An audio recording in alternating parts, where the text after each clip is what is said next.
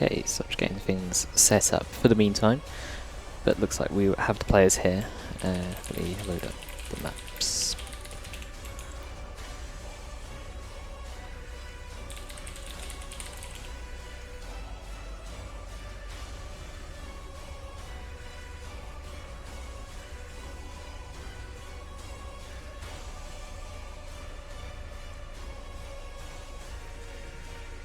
So it's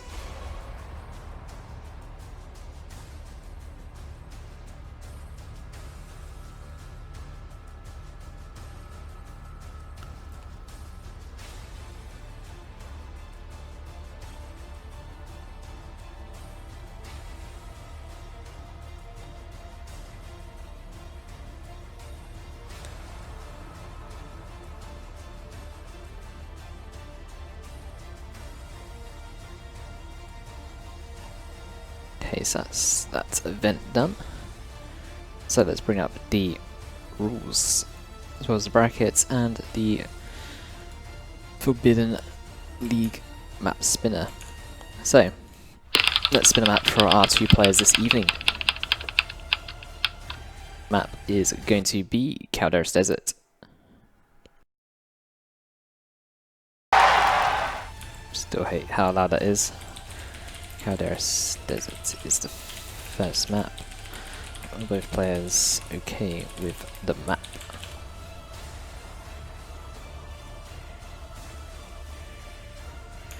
Let me check then who is top of the bracket. So we've got Redbeard and Broodwich, so let's try and find them. Good thing that they are game number 3, so Broodwich is going to be top of the bracket. He is first pick. So in the meantime, while they are selecting it, since they seem to know what they're doing, we have Broodwich here in the list with the Force Commander, Lord Commissar, Warlock, Farseer, and Lictor Alpha. Meanwhile, from Redbeard, we do see the Plague Champion, Tech Marine, Commando Nob, Chaos Sorcerer, and Warboss. So Broodwich is going to go for the Lictor Alpha as his first pick. Redbeard going to be selecting the Warboss for himself. Calderas Desert, quite a large map in my opinion. Both races I feel like do quite well here, both Tyranids and Orcs. So we'll see how it goes. Map is very open. There is a lot of green cover in the mid side of the map, however that does get torn down as the game does progress. And we'll see what happens when these players enter into the game. Let me get the ESL reporter running it as well for these players. So that this game is officially recorded. But jumping into game number 1 in this series, Redbeard on the bottom side of the map here, as that Warboss going to be stomping his way towards the centre of the map. By the looks of things, we have Broodwich on the other side, with that Lictor going to be making his way over to a requisition point, his Tendril getting stuck in the centre. Looks like the players are just using the default skins for their respective races. The Bad Moons clan, I think, for the Orcs, and then the Leviathan colour scheme here for the Tyranids. But we should probably see some fairly standard builds here from both players. Broodwich, imagine he'll probably go for Raveners instead of Warriors, or potentially Raveners and Warriors at the same time. Let's see what he decides to go for. Redbeard, imagine some fully upgraded shooters though in tier 1. We shouldn't expect looters, but potentially some Storm Boys in retaliation. But Lictor going to narrowly avoid these sluggers here infiltrated on the side. Potentially going to spot out these Shoot Boys. Broodwich keeping a good eye on his Lictor, keeping just out of range of these shooters so far. Is going to remain hidden. Meanwhile, some shooters on the other side of the map here do poke down some Termagants, bring them down by about 40 HP, but these shooters now getting caught out will be forced to retreat away almost immediately. Now Lictor, still infiltrated here, does need to be careful because he will run out of energy for a Flesh Hook. Does cost 60 energy, so is going to turn that infiltration off there at the last second, so has that Flesh Hook available, so can pull any units. Should be able to kill a model here very easily, should be able to get some XP on this Lictor. All shooter models remain alive thus far though. Start making his way down onto those sluggers. We'll be able to get one model, but then is forced to retreat away. Flesh Hook is still available for the Lictor. Could have always used it just before retreating away, just to kill one of these shooter boy models, just to get some additional XP, since the Flesh Hook will come off cooldown by the time the Lictor gets back into the fight. However, will cost some additional energy in doing so. But straight away we do have a shooter knob leader here for this shooter boy squad. Is going to be used to detect the Elixir Alpha, since the knob leader is a detector unit. Also provides the squad with some additional bulk, which is very handy against these Termagants and Homagants.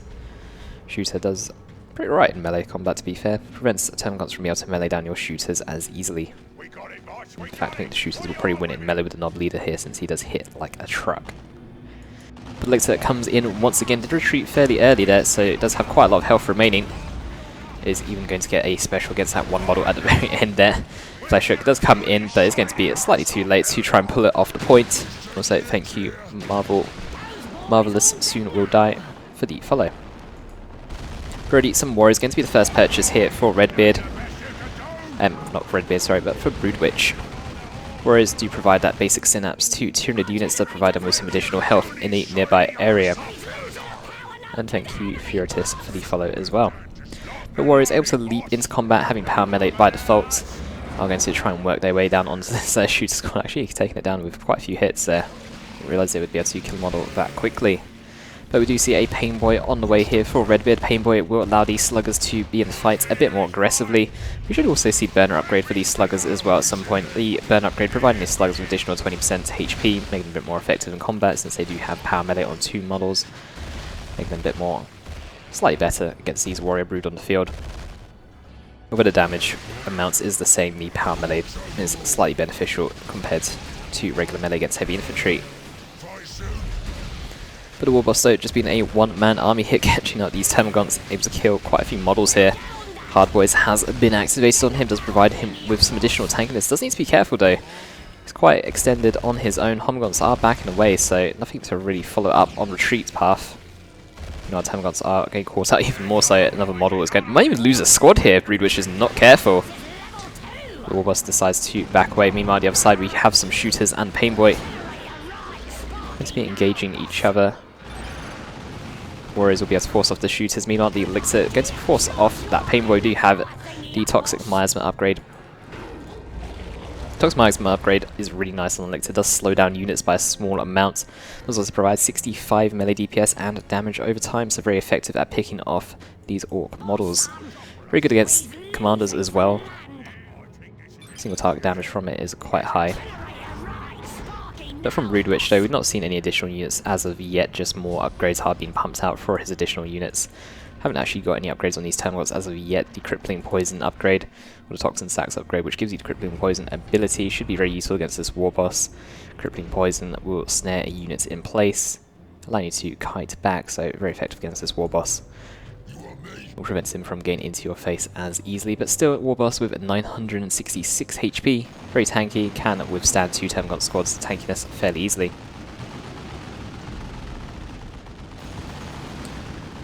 So, in the mid-side of the map here, Warriors and Termagants are going to be making their way in. We have the Warboss going to join up with these shooters. Sluggers, though, are a little bit low. 5 out of 6 models. The Warboss receives a heal from the Pain Boy hit. Not sure if that was intentional or not.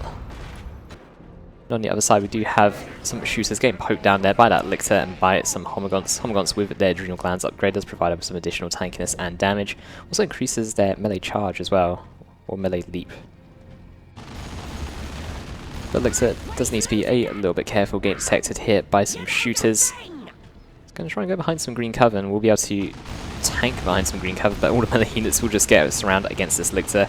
No armor for him as of yet, so it's lacking a little bit of tankiness. We'll pull in the Knob Leader here. However, the Elixir still needs to be careful. We do have a flank coming in for Broodwich, but that Elixir is a little bit low. Hard Boys has been activated on these Sluggers, but the Sluggers going to be unsuccessful in finishing off that Elixir. They're going to go for the Homagants instead. And heal is still on cooldown, I believe. Looks like these slugs are already still receiving the benefits of the heal from earlier. But it's going to be on cooldown for quite some time. Warriors are going to get chased down there by that Pain Boy. And sluggers look like they're going to just back away, go for that VP, while the Warboss is going to focus down these Termagants instead. The sidearm shooter, maybe not the best at trying to chase down these enemy units, but definitely soften them up a little bit for when the Warboss gets a bit close. And actually the Pain Boy is going to pick off one of those Warrior Brood model. And that special, the Warboss doing some damage to them on the retreat path, but losing a Warrior model at that health, very unfortunate here for Broodwich, and that Warboss is just going to buy so much time here. Truck already on the way, Broodwich taking up tier 2 himself. A Venom Brood will easily tear through a War Truck, a bit like in here. But a Warboss, a War Truck, sorry, will easily get torn apart by a Venom Brood. Elixir does have the global ability to cool down a Venom Brood, so I imagine we'll probably see that come in at some point, but Tyrant Guard definitely going to be annoying for Redbeard to deal with. Should see the Slugger upgrade here. The Knob Leader having 65 power melee damage, very effective against Tyrant Guard. Tyrant Guard, unlike most vehicles, does not have vehicle armor.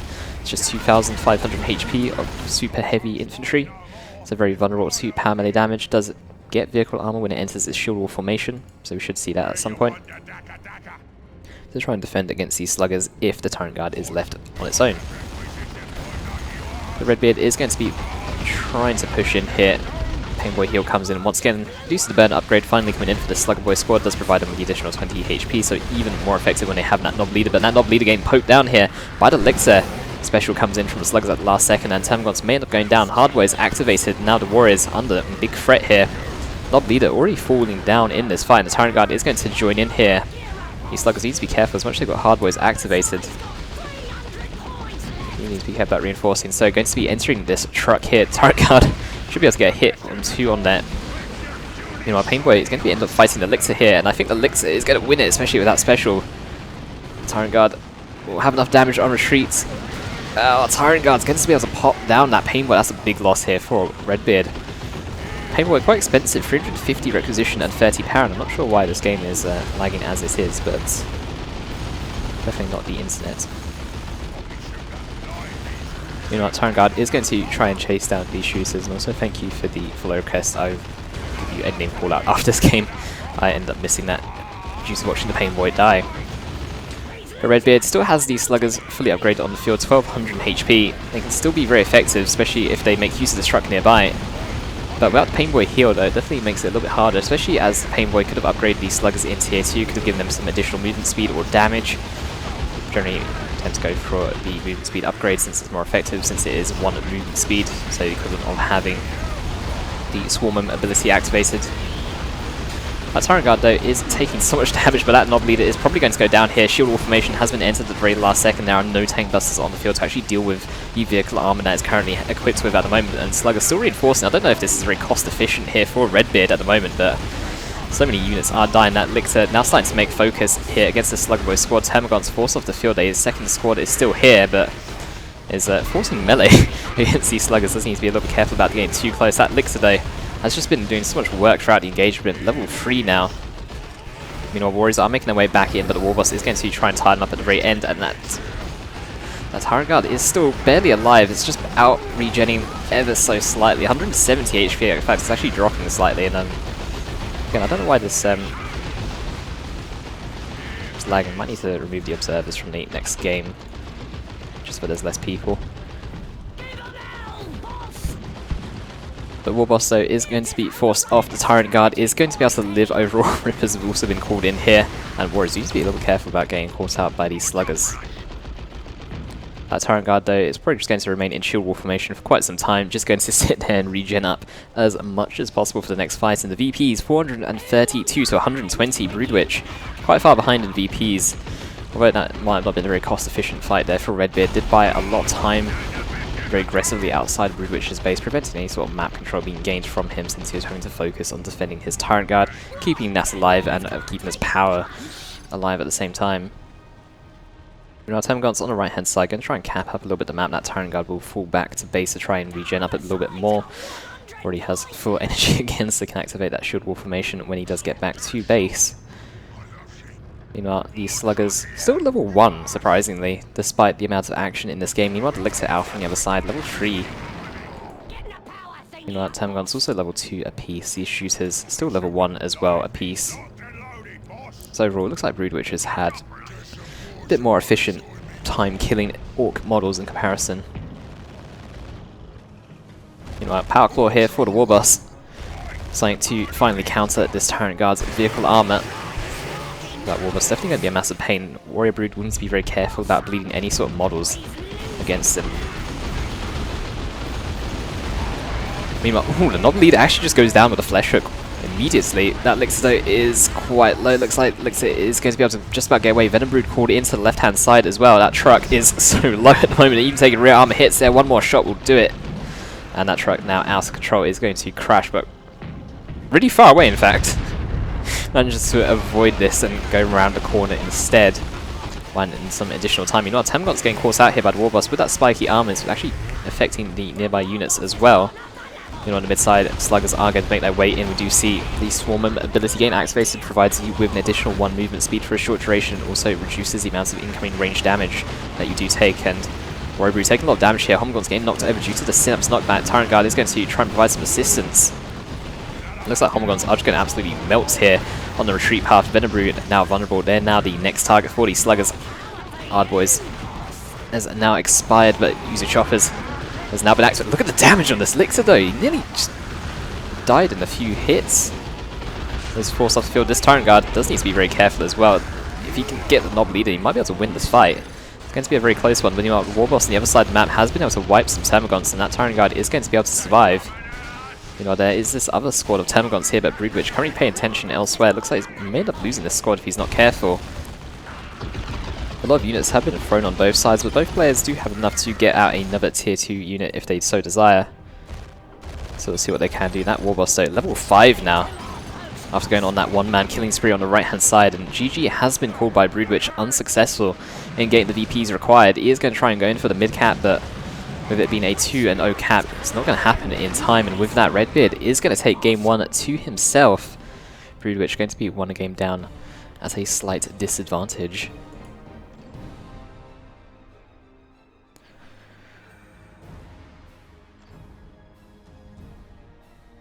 And for the follow that I missed, thank you, Fleischnacker, for the follow. But game 1 to Redbeard, level 5 BbBoS in the end though. So with this, we'll move on to game 2. Redbeard has already got a game hosted, so we need to roll a new map. And wow, this lobby's filling up very quickly. So, random map picker, once again, Calderas Desert is removed from the pool since we've just had this.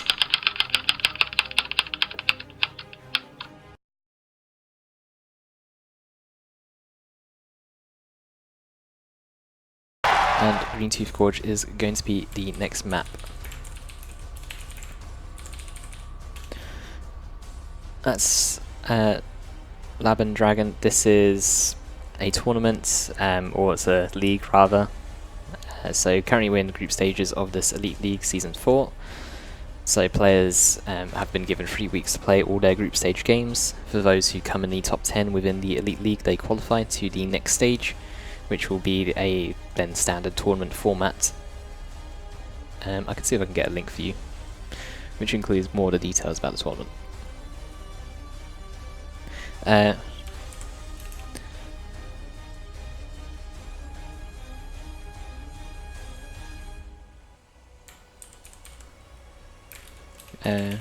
Greentooth Gorge is the map, unless you want a reroll. So yeah, let me find that link.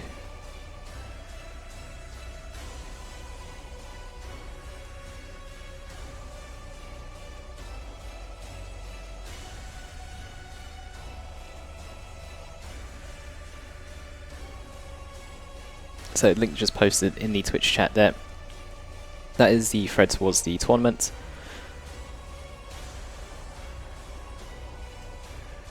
So Greentooth Gorge is going to be the map if both players are happy with it, and if there's no vetoes, this will be the one played.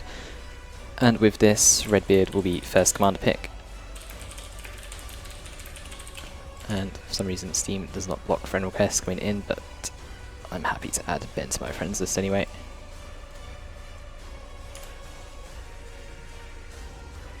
So Redbeard is going to go for the commando knob. You can veto enemy commanders if you so choose. Players are given 1 veto per group stage series. And Broodwich is going to go for the Lord Commissar here. So it looks like both players are ready to go. It looks like no vetoes are going to take place, so it looks like we're going to be jumping into game 2 of this series in just a moment.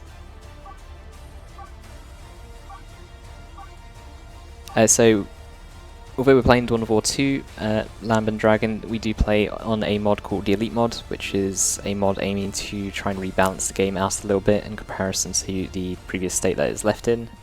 Since Relic don't provide any updates to the game anymore, the Elite mod will try and rebalance the game where possible. However, jumping into Game 2, Redbeard on the bottom side of the map going to be playing as a Commando Nob here, and Broodwich on the top side as a Lord Commissar, so players are going to call out League once again. And with Commissar on this map, Commissar, or Imperial Guard rather, in general can sometimes struggle due to the number of garrisons on the map. Orcs generally don't have as much of a difficult time with garrisons. Commando Nob has plenty of ways to deal with units and garrisons in the form of stick bombs or kaboom. Meanwhile, Sluggers can also get burners equipped and use the Burn the House Down ability. Meanwhile, Imperial Guard, you're forced to buy Flamers on your Guardsmen. Catechins can also make a good garrison counter in the later stages as well.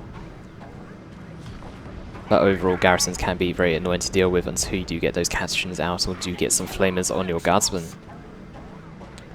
So straight away, Sentinel going to be making its way over towards the power. The power has already been noted, so Sentinel can't go in for a decap. Actually getting caught out here on a bit of terrain before he can go in, but should be able to poke down some models. But the Commando Nob, with his 100 damage burst per shot, definitely going to be very painful towards the Sentinel. You can see the amount of damage it's taken already. Commando Nob just alone just has so much damage in a single salvo. Two guards for squads though on the way to provide some repairs. Commissar on the right hand side should be able to catch out some shooter boys, and stun bomb will go down. The Commando was actually forcing melee against the Sentinel here. Probably best if it wasn't.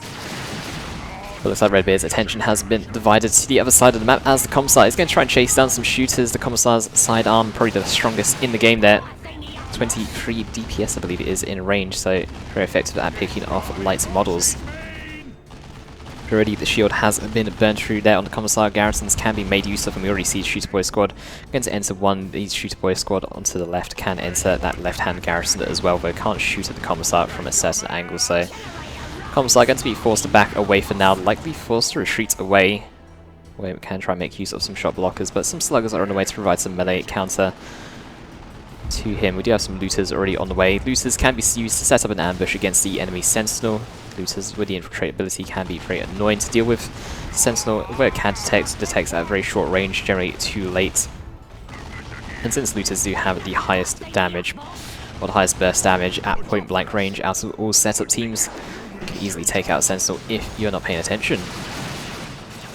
But again, stun bomb going to go down once again, but out of range of these two Guardsman squads. Commando is going to be forced to enter the garrison here and should have sufficient range to fire at these Guardsmen. Guardsmen are going to back away upon seeing the Loose Boy squad here. Sentinel going to also be forced away. Guardsmen might have enough damage here with the Sentinel to force the Commando Nob off. Could also get the improved armor here. I can't remember what the armor that was called now, as my mind's actually gone blank. But the Commando Nob armor does provide free health regeneration per second. Might be enough tankiness when inside a building to allow him to survive these Guardsmen a bit longer.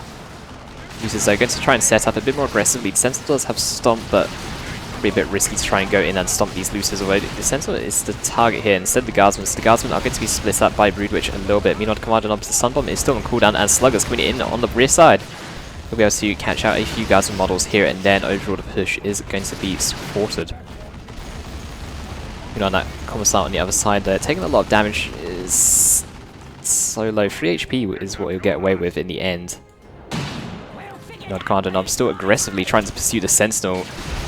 Does have a melee charge against the Sentinel, so it can look a little bit odd, but the Sentinel is going to focus down the Sluggers here. You don't actually get to pick which target you focus down, just picks whichever it feels should be right. Meanwhile, Catechins now enter the field on the right hand side. Shooters going to get knocked over, and Catechins going to try and get in range of a shotgun blast here, and as the shooters have stopped moving, Catechin should be able to get that off. But quite a lot of damage has been dealt in melee combat. The map is incredibly red at the moment. Redbeard dominating it in terms of map control at the moment. Looters a little bit low here though on this left hand side. You need to be careful about being bursted down by some guards when they will retreat back to base to try and heal up a little bit. Meanwhile, not too many squads on the field as of yet. Sentinel now back up to full HP. You can see the Commissar try and join these Guardsmen for a little bit of a push, but we also have the Carapace armor coming out. Carapace armor providing the Commissar additional 250 HP. And also provide him with some health regeneration per second as well, makes him incredibly tanky. Going to be coming in here against these Sluggers, should be able to pick off a model where they do retreat away in time, and Looters coming back out into the field once again, probably going to set up down that left hand corridor, while Shooters go and take the centre of the map. Comsite, though, not having that carapace armor, sorry, it's actually 200 HP and 2.5 HP regen per second. The carapace armor does allow you to execute your guardsmen a bit more efficiently, reducing the cooldown of the execution, also reducing the energy cost as well, down to 5 or 25, is it? Reducing it to 5 energy, so should be quite efficient if you want to execute multiple guardsmen. But Kachin's going in on the right-hand side. They're going to knock away these shooters, but nothing to really follow that up, as a stun bomb did land on those guardsmen. Meanwhile, Luther's going to force away that Commissar. Will sit at maximum range here. Does burn through that energy shield very quickly. Meanwhile, Slugger's also going to go in the same time for this VP. Meanwhile, Schuster's trying to push in on the mid side here, not behind any green cover whatsoever, so Sentinel is going to be very effective at trying to bleed away at these models. Meanwhile, Catechins needs to be a little bit careful here, exposed out in the open. Going to go straight forward at Commander. I'm going to try and force melee against him as well, since they do power melee damage and quite a lot of it. Can potentially snipe the Commander. Wow, that is a lot of damage here on these shooters. One Shooter Boy squad is going to go down. Redbeard does not retreat that way in time, despite having Lucius coming in for a flank. That Commissar is going to put an end to that Luther Boy squad in the top side. And with this, I believe Broodwich should be able to push against the power here. And the Sentinel stomp here for some slight additional melee damage on retreat. Not going to be successful in gaining additional Luther Boy model here, but the Commissar will cap up that center VP while the Guardsman and Sentinel could try and push through against some power. But it looks like they might just try and go for some map control. There is an IED placed down here by Broodwich, but doesn't react in time to actually kill that Commander. And I believe that would have been enough to get him, since he was almost on top of it. Sentinel is going to go around the map and try and decap some of the requisition points where possible, while these Guardsmen are going to get caught out, since there is no Sentinel now to stomp these Sluggers. But Redbeard, his army, definitely need the 2 shooters against Imperial Guard to try and bleed Guardsmen where possible, especially against the Sentinel as well. Definitely need that range damage to force them off. Could have potentially seen an execution there on those Guardsmen by Broodwich to prevent those Guardsmen from retreating, just to try and get some map control, though not necessarily required. So far, no upgrades on Commander Knob as of yet. These shooters, though, fully upgraded, are able to detect this IED. We'll be a bit careful about advancing too close there, and we'll be able to pop that before trying to capture the VP for themselves. Meanwhile, Sentinel in desperate need of some repair, only at 330 HP. Meanwhile, Catechins are going to try and come in, but that's a lot of Daka in the nearby area. So Tier 2 has now been achieved now by both players. Broodwich is nearly complete. Redbeard opting to go for some stick bombs. Not seen stick bombs actually in quite a while, but stick bomb is very effective against Guardsmen or any big blobs of infantry. Also the only unit that can stun the vehicles, so it can be used to stun the Sentinel, keep it locked in place. Commander Knob stick bombs do not stun vehicles, but stick bombs, or their stun bombs rather, can do that. So Chimera is going to be the choice here for Broodwich. Following the Chimera, or following these stick bombs rather, we should see some tank busters out in the field to provide some AV against this Chimera. Meanwhile, tank busters, their missile barrage, also very effective against Guardsmen if you are able to land it as well. Meanwhile, these are some nasty stick bombs here, forcing the Guardsmen to retreat straight away. Sentinel will now forced to back away as it has no repair support available. These Guardsmen, without their Commissars in the squad, we do not see any executions to try and break retreat. Tank busters immediately purchased here by Redbeard. Don't know if he's spotted that the Chimera is out in the field as of yet. Chimera, in fact, has not even been finished building, so it's just going to go for the blind tank busters. Generally a good choice against Imperial Guard. They're generally going to go for a Sentinel. Generally going to go for a Chimera anyway. That Sentinel, though, does equip the missile launcher. It does allow it to shoot from a bit further away. The missile barrage, very effective against infantry, but also very inaccurate against moving targets, so you need to try and ground target.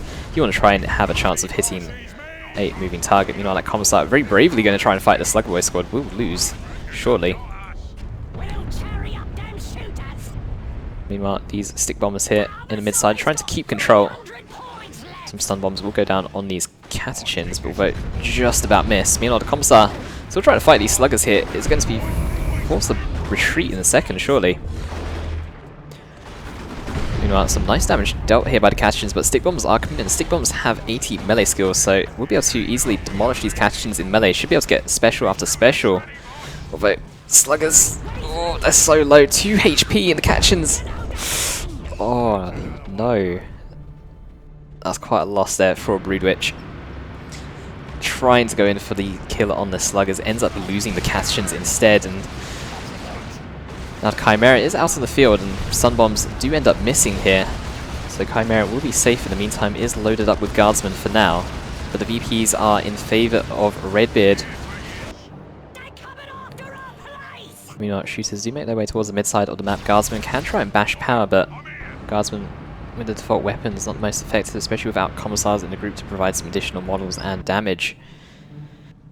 Overall though, I do see some Ogrins on the way here for Broodwich. Sluggers are still in the field, so I'm not 100% sure about the Ogrin choice here. Commissar is going to get caught out. That shotgun is just so ridiculous. It absolutely mauls these guardsmen here on this left-hand side. We do have some tank busters in the vicinity. I don't know if they already used their barrage or not, but there's no detectors with the Catechin's now dead, and Redbeard is going to take up to tier 3. Detection's now run out, so these tank busters should probably retreat away. They're taking a lot of damage here, just trying to get that barrage off, and the Chimera will be able to avoid that for the most part, and Guardsmen can just repair it back up to full HP. But Ogrins do enter the field. The Bonehead upgrade has already been purchased, so we'll see what Ogrins can do with their Bonehead leader. I'm not too sure about this choice, given that there are looters on the field and given that sluggers still remain on the field. I'm not sure it's going to be the most effective choice here. You can see the Commissar trying to execute the Ogrins for some increased damage as well, but it's also the Commando having the shotgun, which does have the passive knockback, which can make it a bit of a pain for it to try and work. The VPs though, 209 to 395, Redbeard does have quite a lot of time here, and Stick Bombers could potentially land some stun bombs here. Our Tank Busters do a barrage.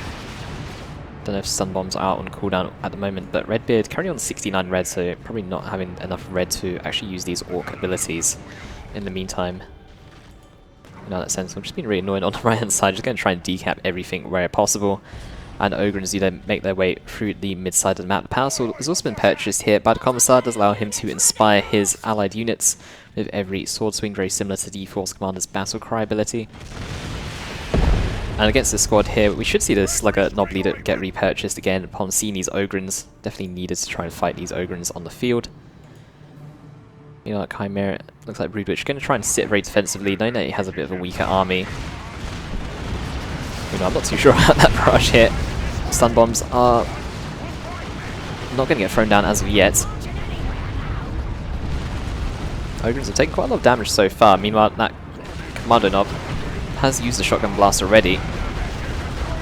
Gets knocked over this wall. Should be a dead Commando Knob here. Will get killed here. Meanwhile, Tank Buster's trying to chase down that Chimera. Chimera is very low at 100 HP. Looters are going to get interrupted by the flare. And Ogrins might be able to wipe the Slugboy squad. Be able to do so melee. These Ogrins are actually doing quite a lot of work so far. Looter Tank on the way. Currently not that much in terms of AV to actually stop a Looter Tank other than the Sentinel. Ogrins with their heavy melee can also be very effective against the Looter Tank.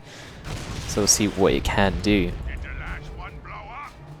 Meanwhile, shooters in the mid-side, they were not part of that previous fight. Could have been used to try and use the aiming What's That ability. Does allow them to instantly suppress the squad, so could have tried to suppress these Ogrins, giving these looters a little bit more time to actually get set up into the right position. You know, the Commissar just going to try and chase away some units here. Level 4 now. Definitely doing a lot better compared to earlier. Meanwhile, Tank Busters, though, gain some decent shots against this Chimera. That Sentinel is still quite low. Stick Bombers trying to focus down these Ogrins, but actually missing due to the difference in elevation. That Commissar needs to retreat away. Does retreat in the last second. And Looter Tank on the field here. The Chimera should be able to get sniped by the Looter Tank. Tank Busters do need to be a little careful. I don't know if friendly fire can happen like it can with Devastators. You know what, Ogrins trying to chase down these Stick Bombers here to try and prevent any stuns. Sentinel is stunned at the moment. Tank Busters is trying to focus it down. That Looter Tank, though, is getting focused by the Sentinel, and it's exposing rear armor. Does need to be a little bit careful. Mines have also been placed down, but there are detectors nearby where these shooters currently getting tied up at the moment. That Sentinel is going to potentially go down. Sentinel looks like it will be able to barely survive. It's hard to try and keep track of everything that's going on because the fight is a bit sparse. Ogrins will be forced away. Shooters will remain alive. The Looter Tank still alive. In fact, everything will remain alive on both sides. Overall, things will just about barely escape. Now, that Chimera is a little bit low. The Looter Tank could attempt to hunt it down, but with 270 HP, it will only take 3 hits from that Sentinel to kill. But some Sluggers going to get repurchased here for Redbeard. Does need something to repair this Looter Tank, given that it's taken quite a lot of damage here.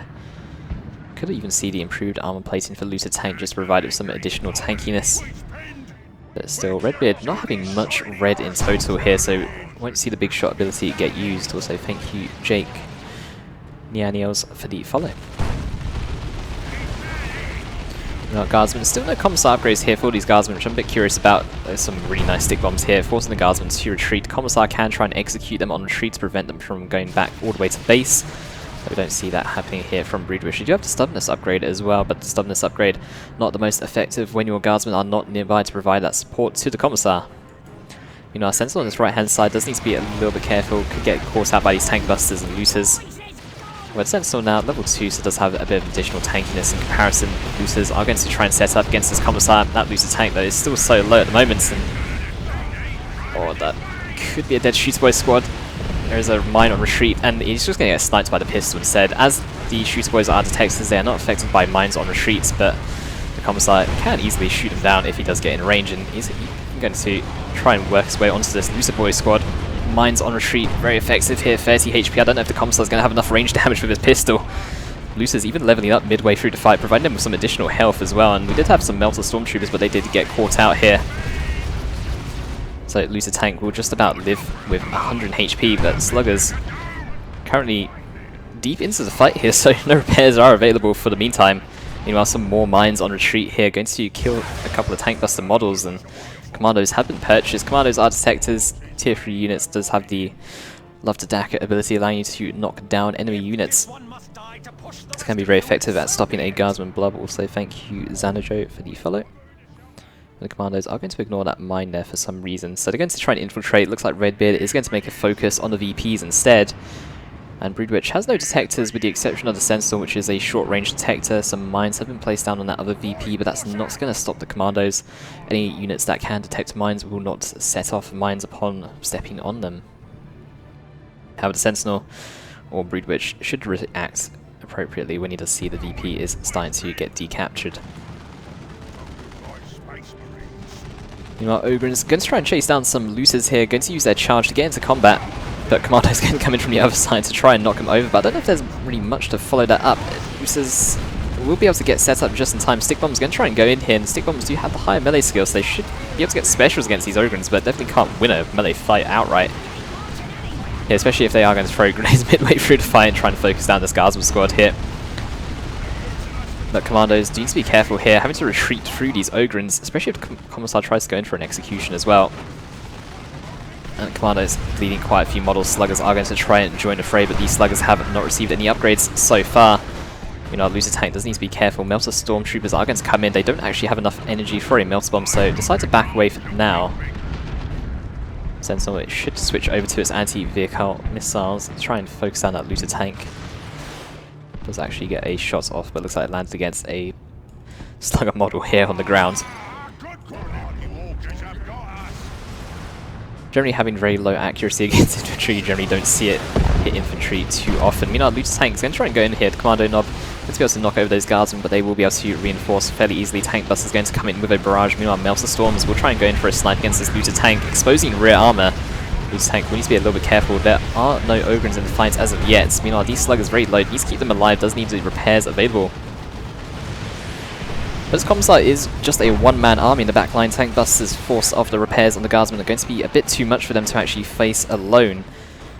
Meanwhile, that Commissar will probably end up level 6 after this fight. Still has full energy remaining, so he can activate that Refractor Shield. And doesn't quite reach level 6, but very close regardless. Stun Bombs do go down, will land against Chimera here. Lucid Tank can try and hunt down the enemy Sentinel. It does have the health to do so, especially if it's going to misfire and fire its anti-infantry missiles instead. It does buy us a little bit of time before the next reload. But that Lucid Tank still needs to be a little bit careful. Still no reinforced armor plating here for it. The additional 200 health I feel like would be very beneficial for it. Ogryns do enter the field here. Ooh, Lehman Russ gets a shot off. Does have a Vanquisher cannon here, giving it some serious range. Will snipe down the Lucid Tank, in fact.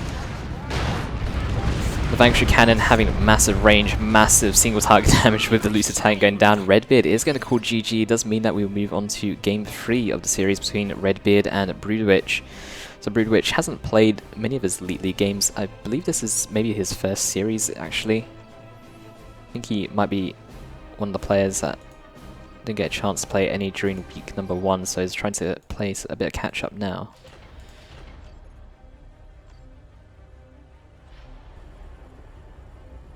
So let's jump into the Observe slot and let's find out what the next map is going to be, and then from there we'll have a look at what Broodwich's win-loss ratio is so far.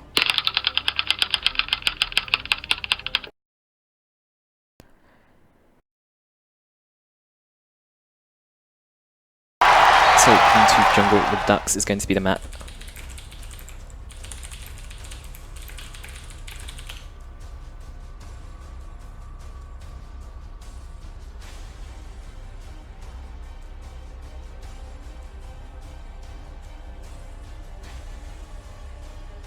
So Redbeard's okay with the map, Broodwich should be okay as well. Unless he really likes the map in particular, so where are we to launch? So currently standings then, let's have a look at where Broodwich is sitting. So he's actually played 2 games, I'm not sure who he's played his games against at the moment though. So here's Broodwich. So Broodwich has currently lost a game to Ye, or lost a series rather to Ye, and won his series against Shouldermount. Okay, Broodwich has decided to veto the map, which means we do need to roll once again. Map pool gets smaller and smaller.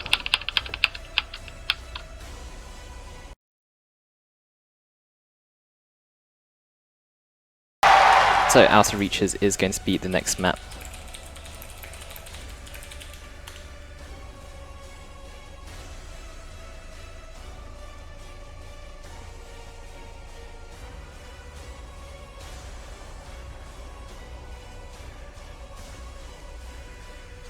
So Broodwich is going to go for the Warlock. Broodwich is first pick in this case. Redbeard could have vetoed the map, or can still veto the map as well.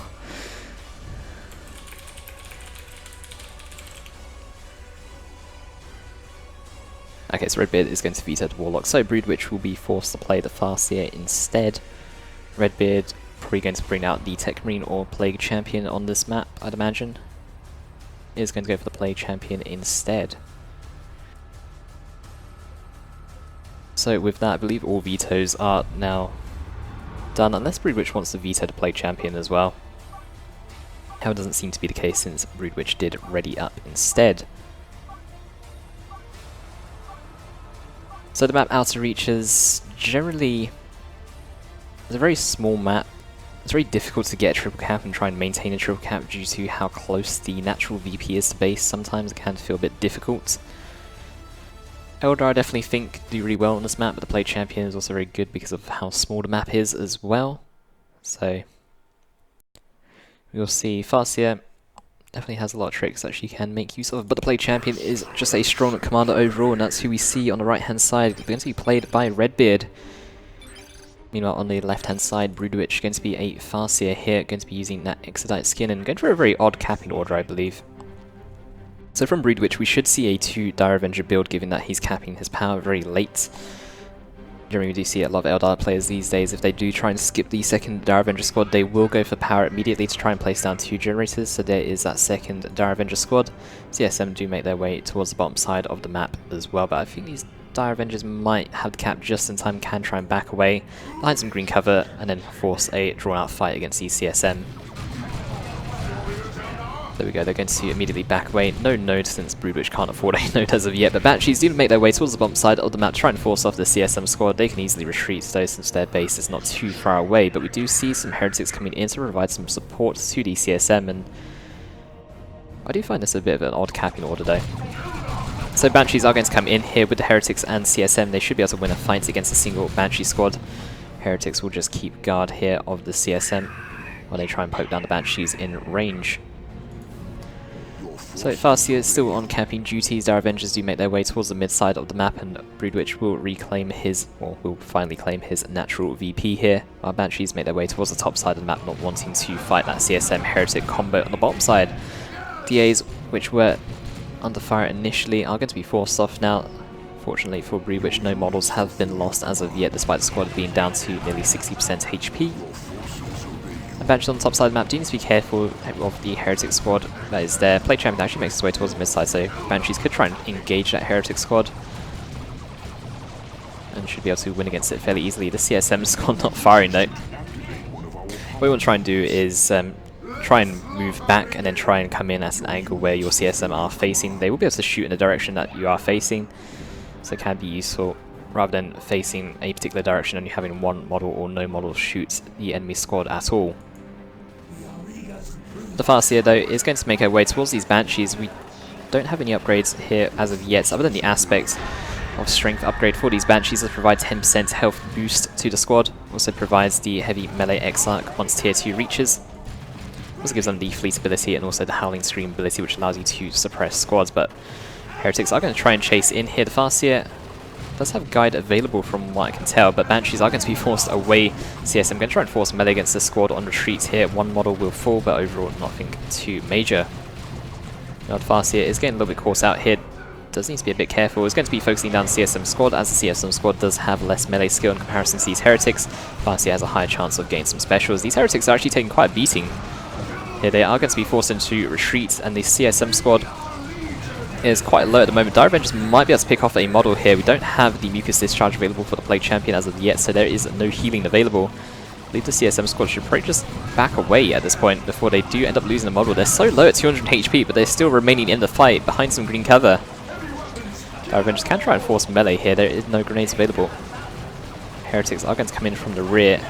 That Dire Avenger squad is going to take quite a beating on retreat. Down to 80 HP, Play Champion could try and poke down, try and kill an additional model with his damage over time bolter. Raptors have entered the field here, and Rangers for Broodwich do have Pathfinder Wargear coming in, does provide them with some additional damage that should allow them to one-shot these Heretic models, as they don't have an Aspiring Champion. Should also see the knockback as well. Well, now with the Aspiring Champion purchase, they won't be able to one-shot those models anymore. Knockback comes in there, but actually knocks over the Farseer. Guide's been activated on the Farseer as well, provided some additional melee damage to try and kill off some models and put some Banshees on retreat, but I don't think that will be enough damage to actually kill the squad. Too many models for the Banshees to focus down, but Raptors, where are these Raptors? Currently on the bottom side of the map here, look like they are ready to try and jump into combat.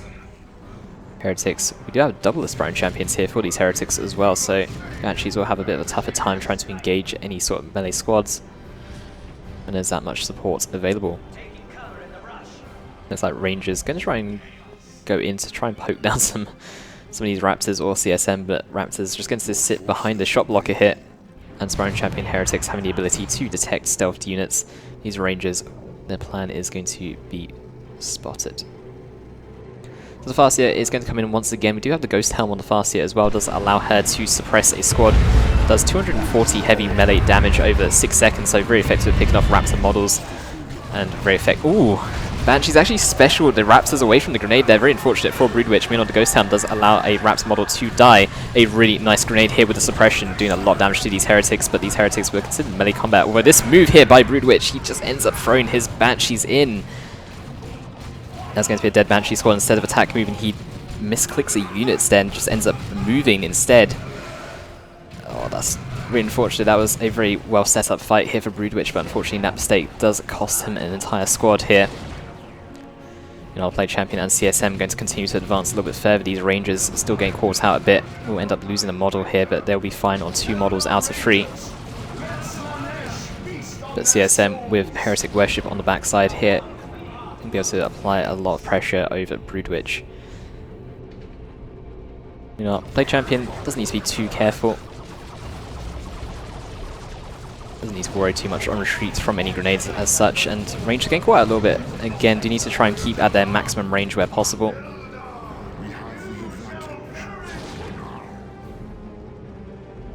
Now the Farseer is going to re-enter the fight. Ghost Helm should be off cooldown, so should be able to pick off a CSM model or one of these Raptor models instead. The Raptors do try and jump in onto these Dire Avengers, are getting inflicted by suppression due to that Ghost Helm and due to the base turret as well.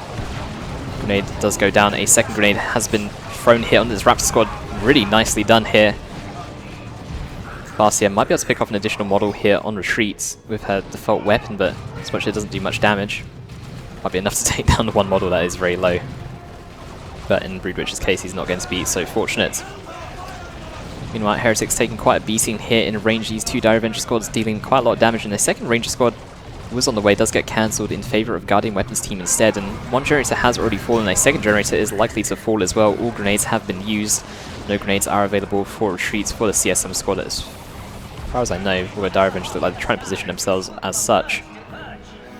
Two generators have fallen overall. These Heretics on the top side will fall back to the VP instead. Dire Avengers look like they are going to aim to try and hunt them down, while Raptors back at base getting warships to try and get them back up to full HP, get them combat ready. But Redbeard going to be the first person to tier 2 Broodwich. Doesn't look like he's too far away from taking up to tier 2 himself, only requiring an additional 15 power to do so. And our Dyers are going to try and cap up the top side of the map as much as possible. Guided Weapons team will try and set up to defend these Rangers as they go in for a cap on the requisition point in the centre, currently fully matured, so definitely worth getting a decap against it at the very least. Webway Gate placed down on the top side. There is a Webway Gate in base as well, so we could see Broodwich trying to reinforce on the top side here. Our Rangers forced to back away here as Heretics do approach.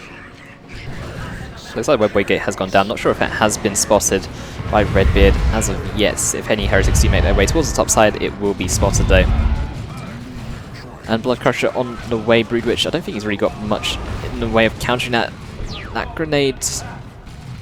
Yeah, probably more effective actually against Redbeard. Looks a bit iffy at first. Did end up losing the Dire Avenger model, but does trade a Raptor model, so overall a better trade for Broodwich. But with the Blood Crusher on the field, there's currently nothing to really fight it. In the meantime, we'll be forced to get a Bright Lance upgrade here for this Guardian Weapons team. With Raptors on the field, it's definitely going to be annoying to try and make use of that.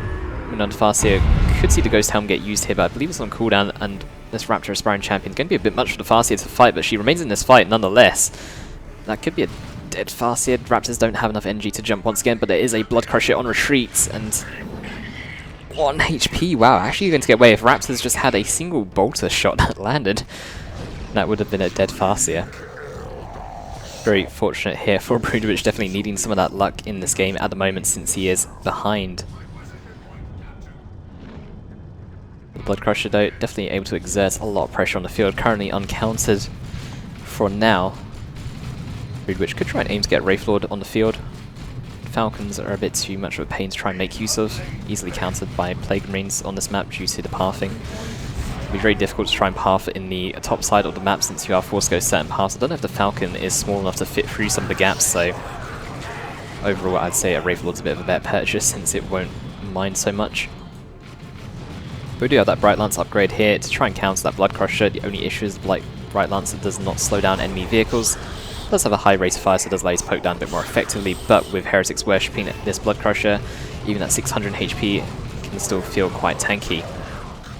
So it looks like a Falcon is going to be a choice here for Broodwich. Falcon does do some soft AV damage, so it can be used to try and assist in trying to poke down that Blood Crusher. At the same time though, it does allow Dire Avengers to reinforce in the field, and it can be really annoying, but I'm just not sure this is quite the map for it.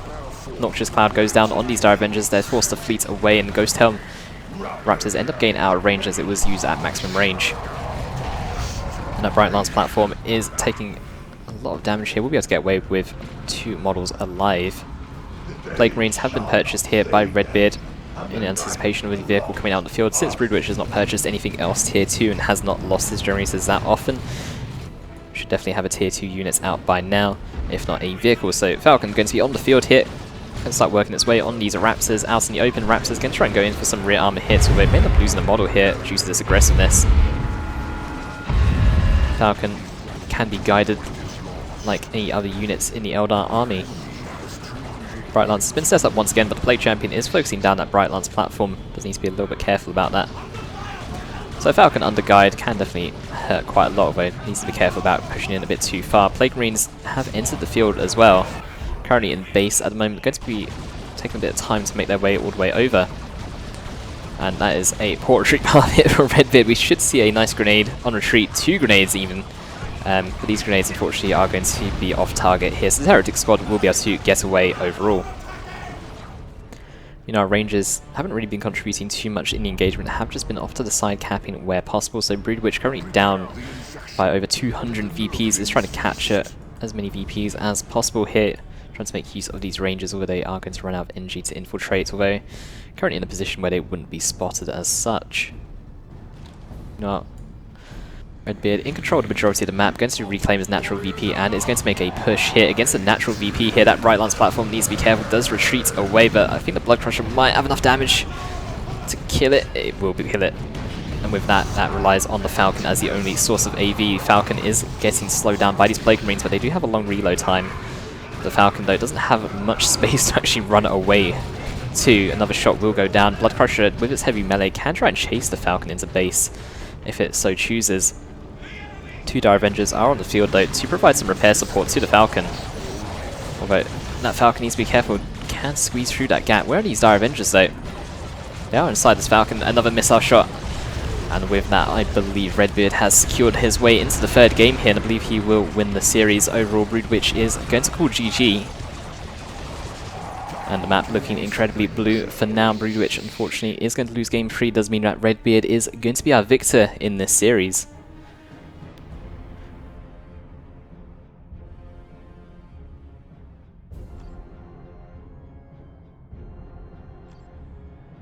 Still, Farseer end up being a higher level than the play champion.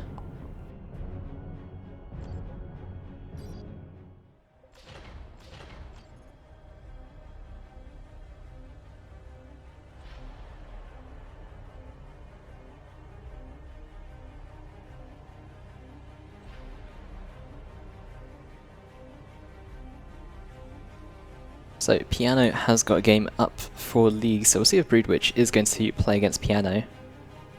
I don't know if Redbeard's played against Piano as of yet.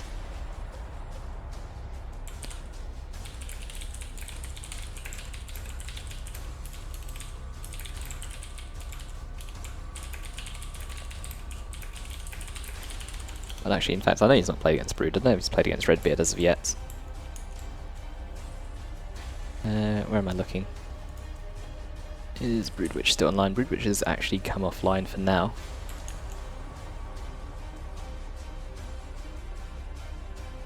So I've played against Piano and Shoulder already.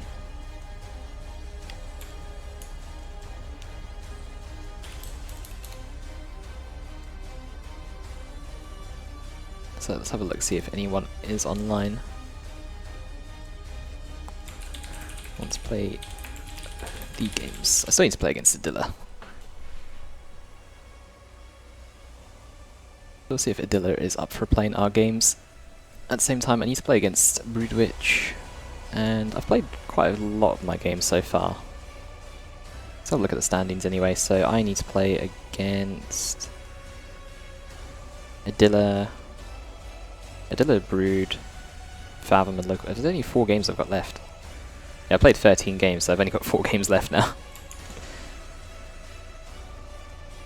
Okay, Redbeard is off to sleep. Broodwich has come offline. I was expecting us to at least get a second series this evening. I want to play more League games.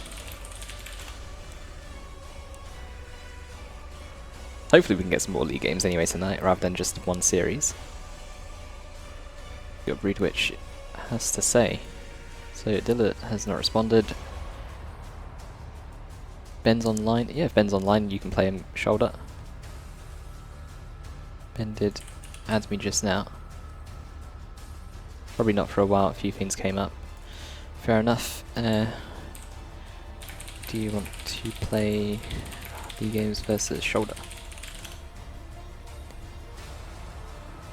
So I've already played my games against Ben as well. Okay, so Shoulder versus Ben once Ben is done with his 3v3. That game too, please can you remove it?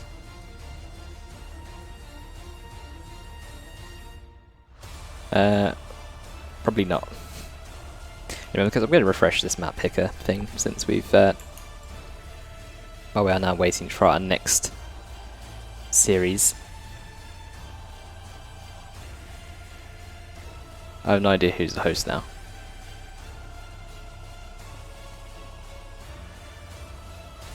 Should probably rehost. I'm gonna rehost the game. What's it called? Ben versus Shoulder.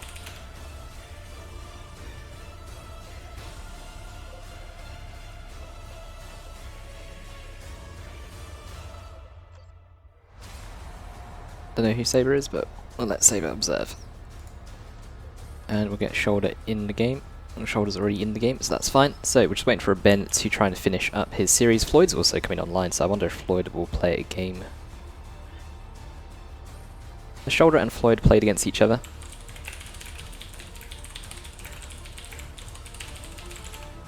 That could be quite a good series, Floyd versus Shoulder. Grey Knights versus Tyranids, or Tyranids versus Tyranids, or Tyranids versus Orcs. They've already played. Floyd versus Ben, potentially? I think Ben's played quite a few games already, though, this league. Actually, no, Ben's only played 6 games of his Elite League games.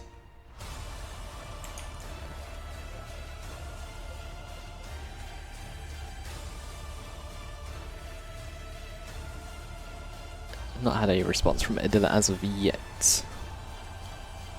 So I believe Adilla is offline. Floyd says that he's a bit drunk. What? So Floyd is not going to be playing League this evening.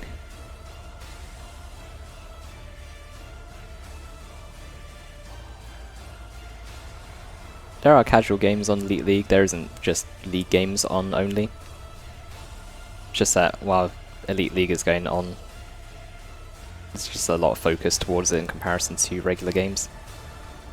But if you have a look, or if I was to leave lobby, I don't really want to leave lobby now, but if you have a look at the lobby list, you'll probably find 3v3 very easily.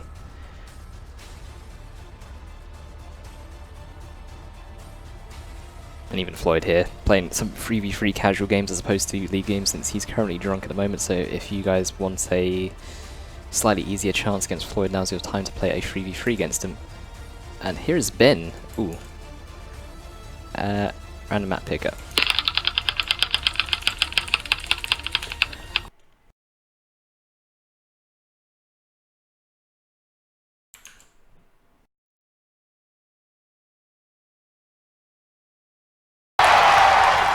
That really threw me off, it was like re-delayed. So Ash is a Typhon with the map.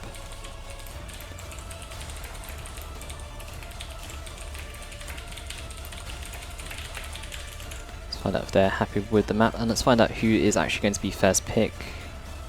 Hate the challenge website with a passion at this point. So Shoulder Mounts, let's try and find his game versus Ben somewhere in this list of games to be played. So Ben is going to be first pick here, game number 95 on the list.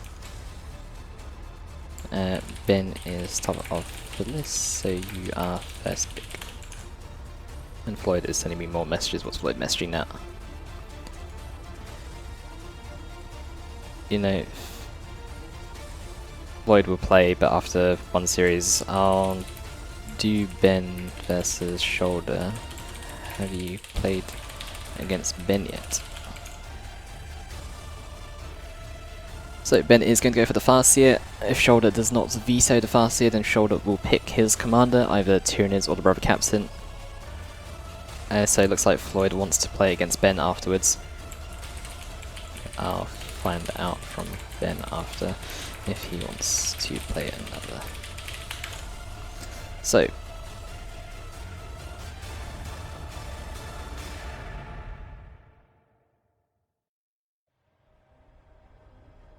So currently I don't think Boss is watching Shoulder, so you're probably okay to go for Brother Captain. So as long as there's no vetoes from other side, I think the Farseer can do quite well against Brother Captain.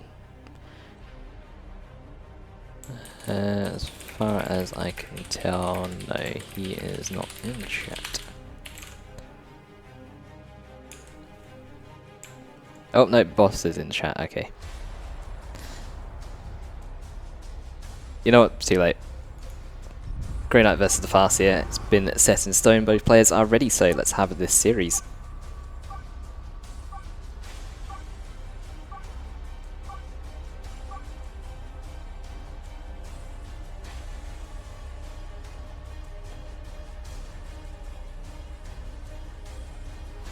So Ash of the Typhon, quite an open map. Yeah, we'll talk about that a bit more once we're in game.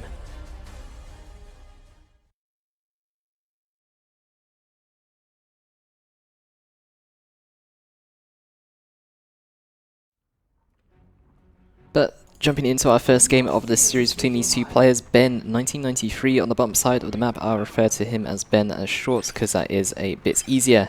Going to be as a Farseer, currently doing quite well in the Elite League. I think he's played against most of the tougher players so far, currently 3 for 3, but definitely a strong one to look out for. And Shoulder Mount on the other side of the map has played quite a lot of Elite League games. Don't think he's had the best of luck so far in his Elite League career, but has got a couple of wins under his belt, I believe.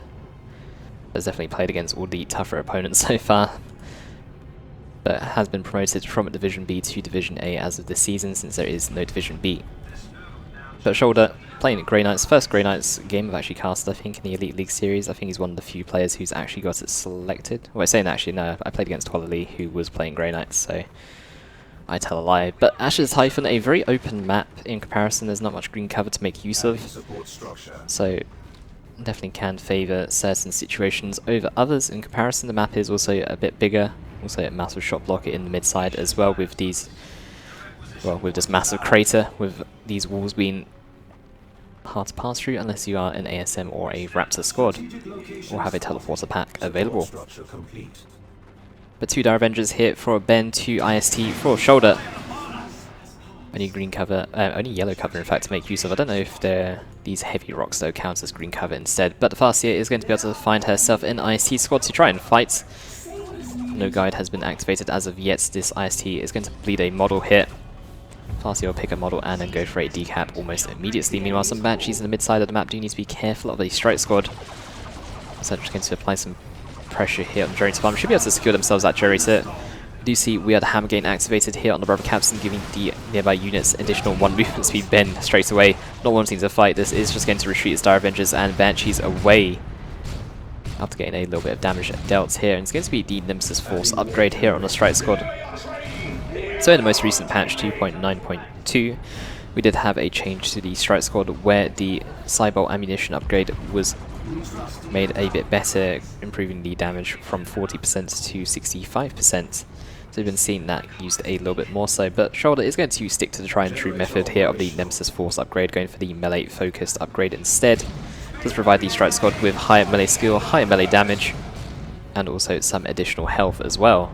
So should be able to pick up a couple of Dire Avenger models here on retreat, at the very least 1, and it's going to be 2 in the end. Some Rangers have already entered the field here.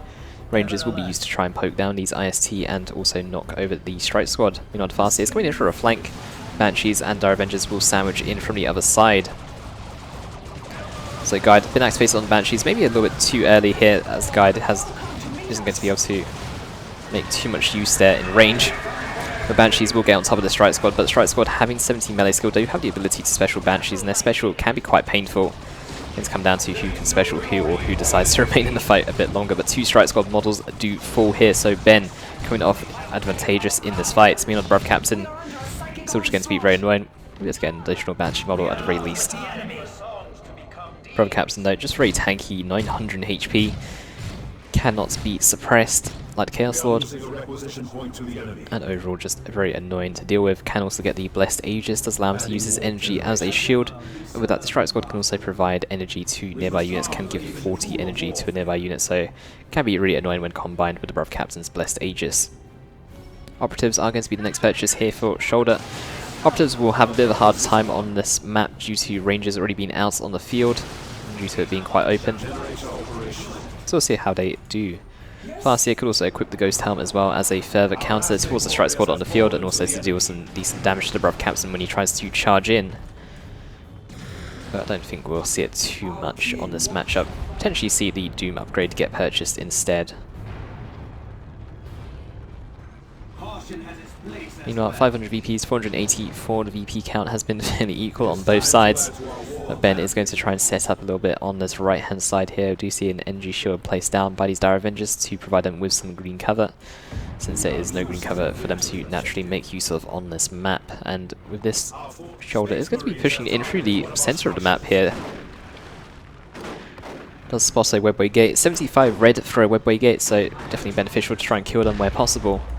Ben definitely not going to have that red count in the early stages of the game, so Shoulder going to come in for a flank here, but Ben may just end up forcing a loop around here, may come the same path that Shoulder came through himself.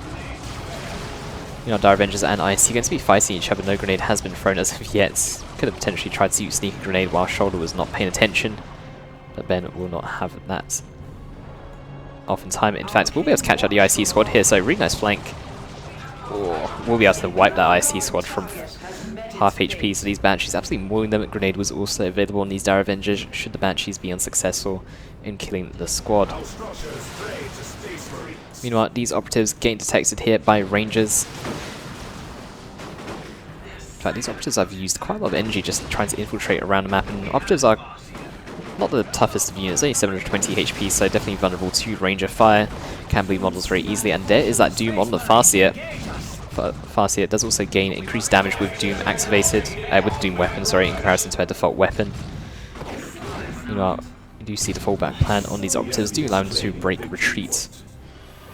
And also allows them to drop a flashbang on retreats as well, so they will stun nearby units, so any melee units trying to chase them down will get stunned, and they can break that retreat later on. But Banshee is going to apply some more pressure on this Generator farm once again. Dire Avengers as well to support, but Banshees need to be careful, they will lose this fight against the Rev Captain and the Strike Squad. So they're going to try and buy some time here. We'll just try and fleet around the issue, and we'll just retreat away. I think they will lose a model though on retreat, but overall the squad will be able to get away fairly healthily. You know, Dire Avengers are still going to remain here. Grenade will get thrown down, but looks like Ben was anticipating his IST to come into a bit more of an aggressive position. But Shoulder is already tier 2. We know Ben is not teched up as of yet, but can afford it, so it shouldn't be too far behind. But already a very fast Rhino here for Shoulder. We should see the Assault Cannon upgrade here, or the Heavy Bolter upgrade rather, not the Assault Cannon. The Heavy Bolter upgrade does allow him to pick off these Dire Avenger models very easily. These Banshees as well does allow you to load up units inside the Rhino to provide some additional mobility around the map. Very useful on this map in general. Also forces Eldar to purchase some AV, so Ben will be forced to get a Warp Spider squad out to either stun the Rhino in place, or get a Bright Lance platform of some sort, or a Falcon as a source of soft AV. Although Grey Knights do have plenty of ways with dealing with vehicles. They can get Purgation squads in tier 2, which can either equip side cannons or silencers. Silencers can deal some damage against vehicles. They can also get the conversion beamer as well as another source of AV. And there are plenty of other ways. Vindicator Assassin as well does have the turbo penetrator rounds, very effective against vehicles as well. But that Rhino there, do you see that Heavy Bolter upgrade get purchased? Meanwhile, Farseer going to chase away the Strike Squad here. It looks like Dire Avengers, but I'm going to try and throw down a grenade. Don't know if it's going to land though. Looks like we'll get caught on a bit of terrain instead. But Shoulder is going to try and apply some pressure though on the Generator farm. Meanwhile, Ben is going to push down that centre and the left hand side of the map though. You should see him try and make his way back to try and defend. Vindicator Assassin actually getting purchased. Don't see this guy too often, but very effective against Eldar, I think, because he can pick off models quite easily. He is very vulnerable, so definitely need to keep a close eye on him. Don't want Banshees to get in melee range, otherwise he will die. The ISC, no upgrades for the ISC as of yet. The Sergeant upgrade was reduced slightly, reducing the 15% damage boost that he did provide. So we probably won't see him as often, but I feel like he should still get purchased since he does quite a lot of damage and does also provide some decent bulk to the ISC squad overall. The entire Generator farm though is going to be torn down here. We do have that Sergeant upgrade actually come in as I talked about it. Straight away though, going to enter inside that Rhino so we don't get to see it, so if you miss it you have to wait until they unload. Meanwhile, Banshees though, going to try and catch out these operatives, but again, the flashbang that gets dropped on their feet does make it very difficult to try and chase down these Inquisitorial operatives. The stun, or the slow rather, is only 3 seconds long, but that generally gives them enough time to get away, especially if they retreat at full HP. Meanwhile, this Rhino though, going to come in, just being very disruptive and obnoxious. These Dire Avengers going to bleed a couple of models at the very least. Does need to be careful about losing the entire squad if he's not going to retreat away. Meanwhile, we do have the Bright Lance platform out in the field. The Farseer can also guide Bright Lance platform to give it some increased range and some increased damage as well, allowing it to poke down the Rhino a bit more effectively. But a Justica upgrade here for the Strike Squad. Going to provide a leader, which provides some additional tankiness. Also gives them the slow ability, which you can see against these Banshees, drain the enemy energy as well. Those Banshees take a lot of damage. The Strike Squad should be able to win in melee combat now, but the Banshees are just going to retreat away instead. Meanwhile, Farseer is going to be left alone here. Does have that Doom weapon, so it makes her a bit more effective in melee combat, but against the Strike Squad alone, she definitely won't be able to win here. In fact, no, she will be able to get away. So Shoulder applying a lot of pressure around the map thus far, but Shoulder is currently behind in VPs at the moment, so definitely needs to make a bit more of a focus on that. Currently paying a lot of attention on the right-hand side, but the VPs are the majority of the VPs rather are on the left-hand side instead. So Purifier's going to be the next purchase. I didn't see where the Vindicator Assassin died, but he's apparently died already. Didn't really get too much done here in this game, so Ben killing the Vindicator Assassin is definitely going to be very beneficial. So Purifier's a bit harder to lose. We'll see what they can do on the field. Currently only Banshees in the Farseer to really fight them effectively in melee combat. And Jury don't want to fight them in melee combat where possible, since they are a melee superiority squad. You know, Operatives are going to get knocked over here. Banshees, unfortunately, not able to really follow up too much on it since that flashbang was dropped on retreat. But overall, Operatives will lose a model. So on the Brother Captain, we do see the hammer upgrade get purchased, the Demon Hammer. Does allow him to hit very hard, 100 melee damage, I believe. Yeah, 100 melee DPS. And Purifiers as well, with their Justica also having a Demon Hammer equipped. So let's see what they can do here. Farseer doesn't actually have any energy to use the Guide ability. Meanwhile, Grenade is going to get thrown onto that Bright Lance, forcing them to knock over. So Grey Knight's their Grenade does instantly knock over units, or it does instantly detonate. At the same time, it does do reduced damage in comparison to a regular Grenade, so it doesn't really do too much damage. It's mainly used for the knockback ability, but very useful to have that instant knockback available. So Ben is going to equip himself with a Wraithlord. Shoulder should counter to this with a Purifier, well not Purifier squad, sorry, a Purgation squad with the Conversion Beamer to try and slow down that Wraithlord and also deal a decent chunk of damage with every hit. The equivalent of a last cannon for Space Marines or Chaos Space Marines. We're going to try and apply some more pressure on the power once again. Ben not really having much power beyond being able to afford this Wraithlord, so if he does lose his power node constantly, then he won't be able to afford too much. But these Purifiers are going to be forced to retreat away. I feel like they could have just walked back though to this Rhino. Rhino was close enough to try and poke down that Farseer and force her to retreat away instead. She's quite low at 260 HP with no armor and no other upgrades available on her. Does need to be a little bit careful about overextending and spending too much energy, since she won't have the ability to use Doom or Guide. But straight away, we do see the Bright Lance upgrade here on the Wraithlord. This will allow it to chase down the enemy Rhino. Alternatively, Shoulder could get a secondary Rhino out in the field, but I don't feel like this is the way to go. The Brother Captain, let's see what he can do against two Dire Avenger squads. He can retreat away before getting a grenade thrown at him, or just back away, not wanting to take that engagement at all. But we do see some stuff infiltrated here. Wraithlord, I don't know if Shoulder has realized that Wraithlord is out in the field already, but Purifiers and Strike Squad going to be engaging against these Banshees here. Crack Grenade was thrown down by these Operatives. But overall, Shoulder not really having anything to counter that Wraithlord, is just going to back away from the fights so far. Can't really afford too much as of yet. In fact, Purifiers on this left-hand side, that was the Strike Squad I got it confused with. So Purifiers do have the ability to prevent other units from using their ability, although it didn't look like it. Shoulder actually landed it in this particular case. The grenade was already thrown down. Purifier squad does take quite a lot of damage, so it definitely needs to be a bit careful. Now the Wraithlord is just going to start poking down this journey to the farm of Shoulders. Shoulder currently lacking in requisition, not necessarily in power. Meanwhile, these guided Dire Avengers doing quite well in range. Farseer will come in to provide some melee assistance. And Purifiers definitely need to be a bit careful. Rhino is here to provide some reinforcements, but you definitely don't want to lose Purifier models where possible. In fact, Farseer may just end up going down. Had she not gone down to the Purifier, she would have died to that grenade. Ben not seeing that the knockback was going to happen at that time, and very unfortunate for him, he will end up losing the Farseer because of it. But Ben still does hold the VP advantage, so definitely has time in this game the longer it goes on. Meanwhile, that Rhino here for Shoulder, getting caught out big time. And there is a Wraithlord that he needs to try and cross through. It manages to get away here, but at 96 HP, the Wraithlord is going to get a rear armor hit. Shoulder is exposing rear armor. Oh no, it just drives it into dangerous territory there.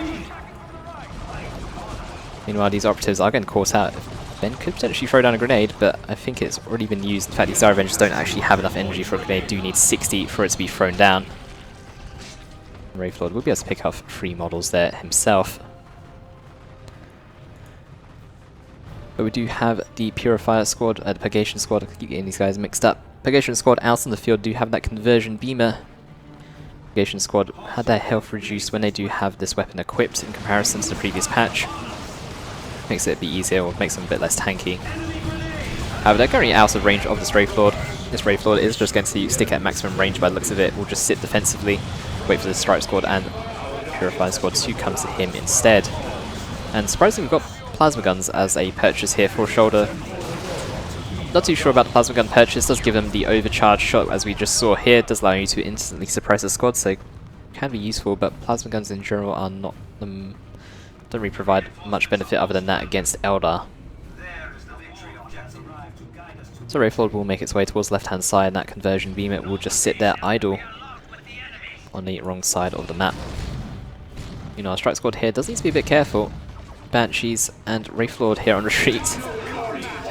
Wraith Lord should be able to pick off a model, especially as the squad has been doomed here, so they will take an additional 40% damage. It looks like the Justica was sniped there. Grenade does get thrown down, but the grenade doesn't do too much there, but using the Justica is going to be quite expensive. You know, on the mid-side of the map, that Wraith Lord just providing so much pressure here against Shoulder. Brother Captain is coming in, but the Brother Captain needs to be careful. Banshees and Wraith Lord on retreat. Shoulder is going to start walking his Brother Captain away, but I think the Banshees might be able to chase it down. Banshees do try and set themselves up in position to try and finish him off. Might not even be needed. Farsi might be able to finish him off himself.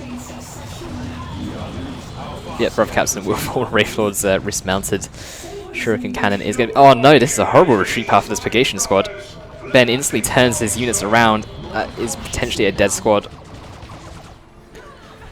And with that, I believe Shoulder has just lost his source of AV here, although Purgation squad managed to get away with 20 HP, just about. Banshee's Shuriken pistols are not quite enough to actually finish off the squad. Meanwhile, the overcharge shot here on these Dire Avengers. Purifiers are going to try and go in, but Purifiers have already bled a model trying to get into combat here, and already down to just half HP. On the other side, Operatives and Banshee's going to be engaging each other. Strike Squad is going to come in for some assistance, and this Wraith Lord is just so far just been a massive pain to Shoulder. Shoulder's not really countered it properly so far. And Purifier's now going to take a lot of damage here on retreat, and Banshee's again on the retreat path here. Shoulder needs to be careful about overextending his units. Could be a dead squad. Does end up losing the Justica, but the Purifier squad overall will be able to get away, but Shoulder has been constantly punished here, and these IST mating... Oh no, the same thing's going to happen again. Shoulder needs to be very careful about when to retreat his units. So he's just had so many risky retreats through the center of the map, while Ben has just sat there and picked unit after unit away. Fortunately for Shoulder, he's not lost any squads, but the amount of units bled overall though is really starting to stack up, and I don't know if Shoulder's economy can carry on affording such a thing. And he has got his Purgation squad back on the field, but 120 HP. Banshees will easily finish this off. I'm not sure about this decision to keep it out of the field with just a single model alive. And that's going to be Shoulder's source of AV gone. Shoulder does have a lot of resources in the bank, and it looks like he's going to aim to get some Terminators out into the field, but the Farseer will easily do quite well against the Terminators if there's not much else on the field. In fact, not Terminators, but rather Paladins, since they have heavy melee and can actually fight this Wraith Lord. However, the Farseer will be able to doom these Paladins, will also be able to guide the Banshees or the Wraith Lord to allow them to fight a bit more effectively against those Paladins, but I think Shoulder may end up having to rely a bit heavily on them to try and make them work. Meanwhile, we do have Dire Avengers here on retreat. I don't know if they've got enough energy for grenades. They do have enough energy, but I don't know if they've got grenades available. The squad's fairly healthy, so it shouldn't die to a grenade. And overall, we'll be able to get away. But Shoulder is going to try and keep units out. I believe Ben should be able to catch on that. He's going to try and get something big out. We do have actually Paladins called in already on the other side. So Shoulder can try and keep kill some units on the tree. I'm just laughing at this Purifier model, this solo Purifier that's just out in the field by himself, trying to get revenge for his fallen comrades. So Shoulder, see accounts on the field here for Ben. Seer Council with their power melee, 200 power melee damage as a squad in total, 40 power melee per model. Although Paladins are very tanky, they do not have the ability to retreat away from combat, and with the Farseer having both Guide and Doom available, can buff the Seer Council's damage by 30%, can also increase the amount of damage taken by a squad by 40%, and as you can imagine, that does stack up to quite a lot of damage dealt to these Paladins. Even if a Seer Council will lose a fight overall, constant fights over time will whittle down these Paladins to the point where they'll be stuck in base having to regen their health, meaning that Shoulder will lose map control, and as he's down on VPs, definitely needs to try and keep him on the field rather than not having him on the field at all. But this fight here for these Paladins, Wraithlord is going to try and attack them. Farseer does get sniped though, so with the Farseer down, there's no Guide available and no Doom available, so Shoulder will have a bit of an easier time here actually. It does have the operatives on the field, so they do have the Crack Grenade available to stun this Wraithlord in place. Seer Council do a surprising amount of damage in range combat actually. Not necessarily against Paladins, but against regular infantry they will. So Incendiary Grenade thrown down on Paladins. I'm not sure about the choice of an Incendiary Grenade. It does have enough for a Crack Grenade though for that Wraithlord, so that's okay. Farseer instantly repurchased here. Paladins forced to teleport away. Guide has been activated. Doom has also been used, and this Paladin squad is really going to struggle with teleport and cooldown. Seer Council will try and chase them down as much as possible to try and pick away some models, because Shoulder does not have the economy to reinforce. Where Shoulder is going to make a push for the VPs on the left-hand side after capping that, and does not retreat his way as IST squad. Does need to be careful, does need to retreat away now. Luckily, the Acolyte leader is quite far away, but Seer Council already on the case here. Want to get rid of the squad once and for all. We do see Paladins using their ability to remove the Seer Council from the IST squad. Fortunately for Shoulder, he will keep the squad alive in the meantime. Grey Knights, they're tier 3.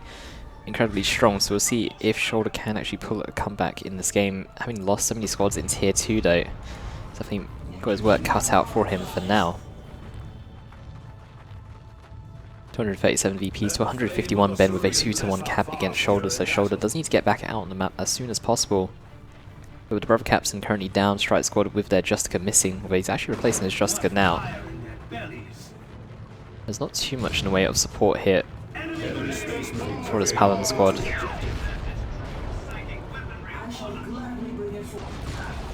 Could even get Terminate's Librarian out as well to provide some further support. Meanwhile, these Purifiers are going to respond in time here. Dire Avengers will get chased down.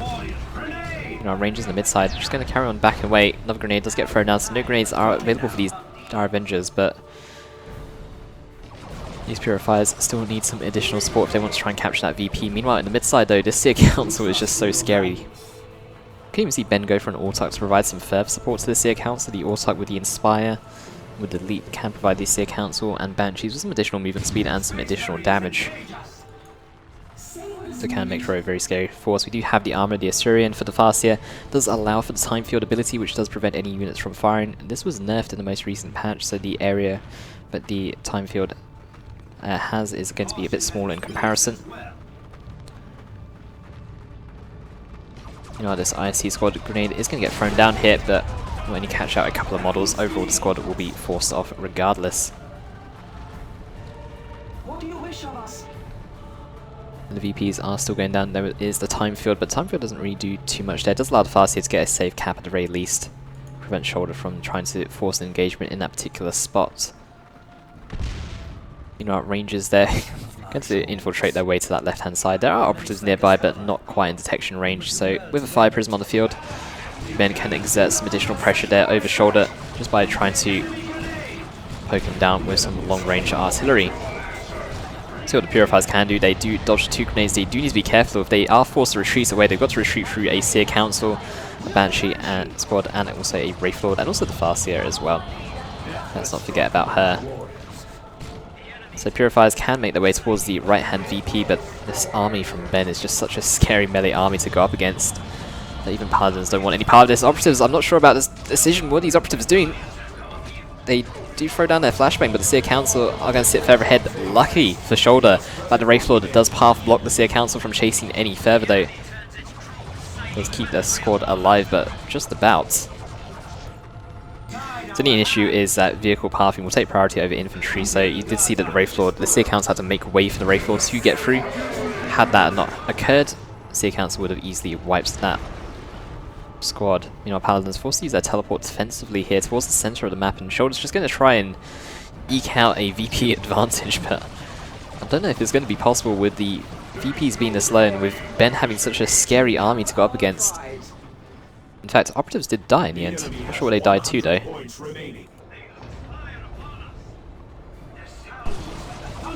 I thought they got away with one model. Maybe I missed them dying.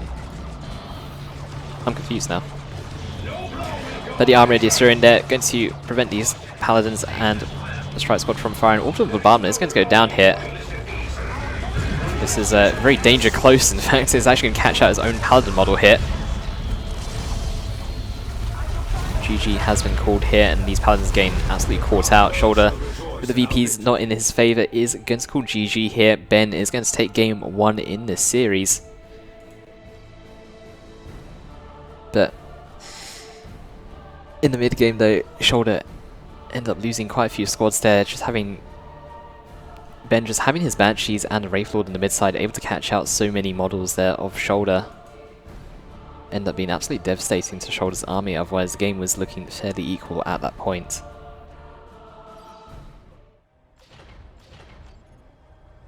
So let's get the next game hosted.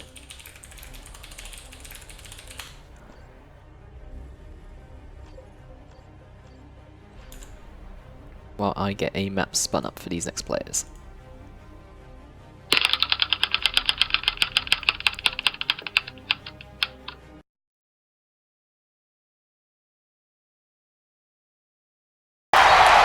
So, Jarlow's Forge is going to be the next map here.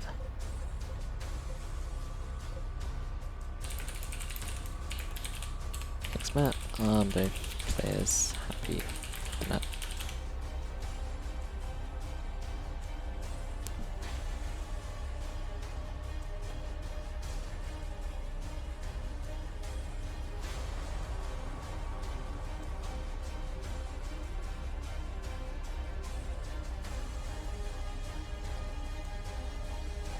So Shoulder likes this map. Oh no, sorry, Ben likes this map. Shoulder's okay with the map. Ben, as you... Yep. Okay, Ben already on top of it. Knows his first pick. Has got Chaos and Tyranids as his other commanders. Also has the Warlock available as well. Jerry Jarlow's Forge favouring Chaos picks. So we could see Ben go for the play champion here. I believe he's got a play champion picked anyway. Have a look at the list. Has Chaos Sorcerer as well. So Ben is going to go for the play champion. We'll see if Shoulder decides to veto this. Personally, I think he should veto this and play against the Chaos Sorcerer instead. And there is the veto. So Ben may decide to switch to Chaos Sorcerer, but may also decide to go for the Warlock instead. Wait, Shoulder decides to not veto that instead.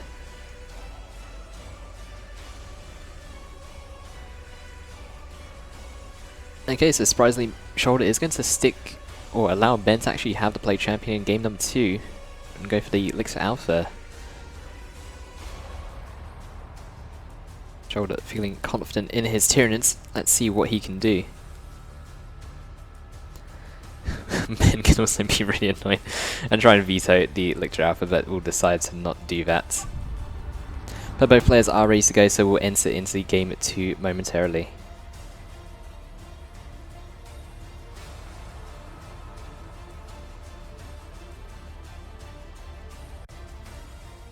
Is Force Commander Scout Spam viable?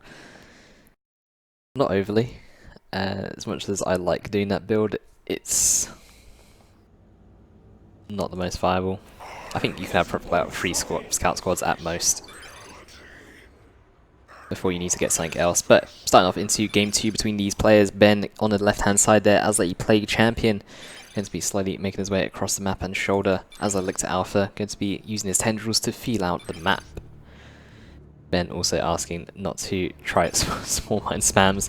Shoulder is actually going to go for a mass melee build here, so we'll see how this works, but play champion being the ultimate melee counter, having so many tools to actually deal with a heavy melee build, Shoulder can either try and win by exerting so much pressure all over the map that the play champion can't keep up with it. But overall though, because Tyranners do give away a lot of red for each kill, it's very easy to spam Touch of Nurgle in a very heavy combat game, or a game which ends up being very scrappy because of so many units dying all over the place, where combat is just occurring on a non-stop basis. So overall I'm not too confident about Shoulder's build here, but we'll see if he can make it work. It can definitely work. Mass melee builds can definitely overwhelm your opponent. You do see a massive range leap here from this Hongkong squad onto that CSM squad. If you do time it right, when you do right click on a unit, your unit will just leap directly to that unit. It's not intentional and need to be almost frame perfect to make it work, so you don't really see it too often, or don't see it used intentionally, but it's always funny to see on the occasion that it does happen. But these Homogons here, going to be fighting these Heretics, they should be able to win, but Heretics did look like they have a slight advantage in being able to attack first, so Shoulder may end up keeping his units in for a little bit longer, but decides to retreat them out in the end. These two Homogons though keeping a lot of pressure here. Ben is forced to try and defend. Does end up going for a third Heretic squad as well to allow him to combat these triple Homogons a bit more effectively, but Shoulder, we should see a Warrior Brood out with a Barb Strangler to try and slow down these Heretics from advancing, allowing these Homogons to try and come in from flanking positions instead. But straight away we do see the Pheromone upgrade get purchased here. I'm not sure about the Pheromone first. I believe that Elixir should go for a weapon upgrade first over the Pheromone upgrade to allow him to fight Heretics a bit more effectively himself. And Ben, actually, a bit of a mistake here, ends up trying to Doom Blast the Lictor Alpha Shoulder. I don't know if he's got the Flesh Hook available. In fact, there are two models here. I didn't actually notice the second one. I thought it was just the one. Lucky for Ben, does get away there with one model alive with 1 hit remaining. As the Heretics were walking almost right behind each other, it's hard to notice the second one there. But Ben has decided to go for the Blight Grenade. Given that there are triple Homogons on the field, a Blight Grenade is going to be the right option. Blight Grenade does provide a lot of damage against squads, does poison enemy units, and that poison will spread to enemy units if it does land, but can also spread to your own units if you end up getting hit with it yourself, so definitely need to be a little bit careful. We could even see the Bile Spewer get purchased as well. Bile Spewer is a flame type weapon allowing to slow down enemy units, also doing some decent AoE damage. We could also see the Fetid Armor as well, that does allow you to suppress units in melee range within the Plague Champion. However, although the Fetid Armor is a bit more rare, since it doesn't provide as much health as the Armor of Pestilence in Tier 2, can be a very good purchase in Tier 1. The Plague Champion though, if he sticks with his default boss, he'll be able to pick off these Homogon models fairly easily, but Shoulder investing quite a lot of upgrades here for his Elixir Alpha, and I'm not too sure about this fight here. Some Heretics are going to get caught out, but CSM very close to their base will be able to sit very defensively, and Homogon's going to try and go in for the second Heretic squad. Blight Grenade available. Blight Grenade will get used here, and they will be able to avoid the Blight Grenade by retreating back to base. But overall though, the fight is more favourable towards Ben, as Ben is able to claim map control, forcing Shoulder's army off the field altogether. And Shoulder going for triple upgrades here for the Lictor Alpha, unable to afford anything else as of yet. I think a weapon upgrade would have been best to go for first, and then going for a tier 1.5 unit like a Warrior Squad or a Ravener Squad, rather than trying to go for full upgrades for the Lictor Alpha to begin with. But Aspiring Champion here on this Heretic Squad allows them to be a bit more tanky, stay in the fight for a bit longer. Shoulder going for 2 Generator farms here. I'm not too sure about this. We should see a Bile Spewer get purchased by Ben immediately here, just to try and burn down this Generator farm a bit more easily. The Bile Spewer, which is supposed to be a very good counter to these triple Homogons in the field, just does so much damage to units. Especially if your commander does also get leveled up as well. So Shoulder is going to try and counter bash with 2 Homogon squads, and will try and defend with a single Homogon squad, and this fully upgraded Elixir Alpha. This fully upgraded Elixir Alpha should do quite a bit of work actually. But just need to be careful of this Blight Grenade. It's taking a lot of damage in range here due to the CSM squad and Plague Champion focusing down with the Aspiring Champion purchase here at the last second. That might actually be enough for Ben to push through here. Grenade on retreat is going to miss overall. That Elixir is doing so much work. Shoulder doesn't actually keep it in long enough. He did have enough energy for a Flesh Hook and doesn't actually activate it. And Shoulder, realising that mistake, could have wiped a Heretic squad that was upgraded. That would have been a really great win for him there. And Ben's actually going to pull away from this power bash here. He's actually going to defend. Shoulder, I feel like he should commit one of his squads just finishing off his generator at the very least. A Blight Grenade is going to be used on retreat here against the squad, but shouldn't be enough to actually kill the squad, although the second Homgon squad that's not retreating away, it's going to try and go in for the Heretic squad here. Even if you trade the Homgons for the Heretics, that's a good trade here for Shoulder. And even better if you can actually get this Homgon squad away. That was an excellent trade here for Shoulder, killing Generator for Generator, and also wiping a Heretic squad. Could have potentially wiped 2 Heretic squads though, if he had used that Flesh Hook. Unfortunately for Shoulder, it does not click it in time and did retreat his Elixir away instead. So far, Shoulder doing pretty well here with his mass melee build, despite the Play Champion being a good counter to the mass melee, but I'm not sure how well triple Homgons are going to scale in towards tier 2. And Homgons here might just be able to eke out a victory here. And they will. Another Heretic squad wiped here for a Ben, overextending. Blight Grenade is on cooldown for a little bit. In fact, actually comes up just in time. Ooh, not quite having enough reach to at least poison the squad overall. We do see the pheromones getting placed down on Elixir Alpha. On top of allowing units to reinforce, does also provide damage reduction to units as well, so Elixir can use it to reduce the incoming damage by 30%. So Ben going to try and apply some more pressure against Shoulder's generator farm. Should be able to get another generator, but the thing is, Shoulder does have that extra generator farm up on the bottom side of the map, which providing him with a lot of resources. Ben, not even tier 2 yet, not even close to tier 2. You know, Shoulder, 90 power in tier 2 thanks to this extra generator farm. He can throw away this generator farm and be okay. So in the meantime, Shoulder is going to try and counter the power on the other side. Does actually retreat his Homgons away, which I'm not too sure about. I don't know if he's going to use that to try and defend instead. Against a Blight Grenade on display champion, it's going to be very scary. Ben does have 259 red, so it does have enough for Touch of Nurgle as well. No, Shoulder is going to try and use that Elixir. That's actually bashing power pretty quickly. The damage over time definitely helping as well. You know, Homgons are also going to rush to the aid of this Elixir Alpha. Still, no Adrenal Glands upgrades for these Homgons as of yet. Pheromones have been placed down. These Homgons will be able to reinforce on the field as well. And that Elixir, what is he now? Level 3. Shoulder may be able to get an entire power bash off if Ben is not careful. Still, Touch of Nurgle is available, but that Tyrant Guard is going to exert so much pressure against Ben here. Blight Grenade does get thrown down. Shoulder does retreat away in time, so his units won't take full damage from it, but is forced to retreat this Homgon squad at the very least. But the more this Elixir levels up, the scarier he becomes with every unit's level. That unit will deal increased damage, will have increased health, will have increased melee skills, so it definitely becomes a scarier threat on the field. But with the Tyrant Guard, it should be able to control the territory on the bottom side and the mid side at the very least. Prevent Ben from being able to fight any engagement where the Tyrant Guard is present. Be forced to dance around it instead. You know, on that Elixir though, just that one-man army here. And will be forced to retreat away eventually, but with the Adrenal Gland upgrade armor, should be able to regen some health on the way back at the very least. So we do see the Adrenal Glands upgrades here for some of these Homgon squads on the field. Should allow them to fight a bit more effectively, although decides to back it away there. Does have the Tyrant Guard, so I'm surprised he decided not to keep that Homgon squad in the fight. This Heretic squad does need to be a little bit careful here. The Tyrant Guard on retreat. I don't think it'll be enough to finish it. Doing a lot of damage, but not quite enough to finish off the squad. So Ben is now tier 2 himself. We do see the Mark of Zinch upgrade getting purchased for him. This will allow him to have Inferno damage very effective against the Tyrant Guard. Ooh, that's a nasty Blight Grenade. Instantly wiping his Homgon squad at the cost of some damage and at the cost of the CSM model, but that is definitely worth it to get a Homgon squad off the field. Play Champion does need to be a little bit careful on the mid side of the map. We don't have any armor for him as of yet. And for some reason the Blight Grenade is shown in the weapon slot as well, so I'm not too sure about that. I mean, the Blight Grenade is definitely a weapon, but not a primary weapon.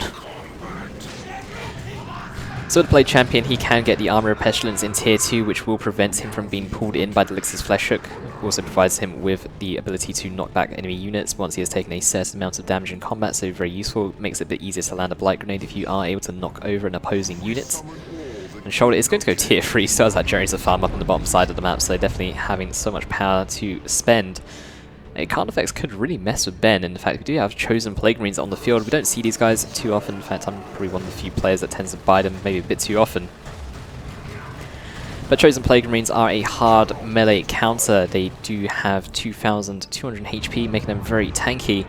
They also have the Rot of Nurgle ability, which will prevent enemies from actually regenerating any health, and also will turn them into zombies upon death as well, but they do need to take a certain amount of damage before they can activate that ability in combat.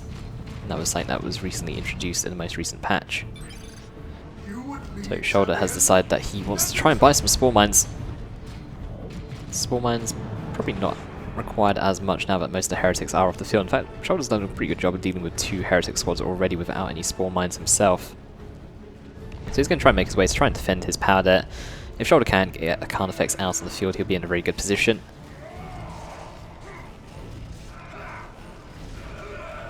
So some Spore Mines have been purchased, however Shoulder does need to be careful not to detonate the Spore Mines next to his Homgaunt squad, otherwise he'll pass the poison around. A Blight Grenade lands on top of the army though, catching out both Homgaunt squads, and even doing some damage to these Spore Mines as well, forcing the Homgaunts into a retreat. And not sure about the shield wall here, I think that was a misclick by Shoulder. You know, these Markers each CSM, they do have an aspiring champion to lead them, is equipped with a plasma gun, which will allow them to burst down Tyrant Guard a bit more effectively here. You know, our Chosen Plague Marines are going to try and come in. But Spore Mines will be able to detonate on top of the CSM squad, which will do some damage towards them. So Chosen Plague Marines are going to be forced to fight the Tyrant Guard here. Chosen Plague Marines should be able to do okay against the Tyrant Guard. They will lose the fight overall. Blight Grenade is avoided by these Homgaunts here. Homgaunts need to be very careful about trying to fight Chosen Plague Marines head on. Going to go for this Mark of Zinch CSM squad instead, which will be forced to retreat through them as opposed to anywhere else. Aspiring Champion should have Flesh Hook used against it, but don't see that get used. You know, Rot of Nurgle gets used on these Homgaunts, so they will back away from the fight almost instantly, but you can see the high health regeneration amount from these Chosen Plague Marines will be back up to 2,200 HP in no time if Shoulder decides to not continue to fight them. But they're a very slow unit, so it's taking a bit of time to get around the map. And on the bottom side, some Heretics going to try and apply some more pressure against this Drones farm. The Tyrant Guard is in the area to try and defend, and a Carnifex is on the way. And in comparison to Ben's Blood Crusher, the Carnifex is going to be far more of a pain to deal with. Meanwhile, Plague Champion will enter the building here, or will try and make use of the building with no Spore Mines on the field. He can freely enter that building, or the Tyrant Guard will be able to stop him. He does do splash damage against vehicles, against units inside buildings. So Ben, surprisingly, Touch of Nurgle has not been used as of yet, or I've not seen it used as of yet. It can be used as a massive counter to these Homgaunts. Wow, look at the damage dealt to this Tyrant Guard. That new Plasma Gun definitely helping out in this matchup. Tyrant Guard will probably need to enter Shield Wall formation to try and prevent any further damage being dealt towards it. And we do have the Carnifex out onto the field here. Carnifex is going to be a fallback variant, so Shoulder, not really wanting to buy any sort of range this game, will continue going for his very heavy melee build. But with the fallback Carnifex, I don't think there's much in a way to counter it. The Tyrant Guard will probably go down. Blood Crusher may end up going down though. Well, it looks like it will just about escape there. Rippers aren't able to get any hits on it on time. That fallback Carnifex though could easily defend a victory point by itself as long as it's captured. Since Carnifexes cannot capture, it will be a bit of a pain if it's trying to defend an enemy VP by itself.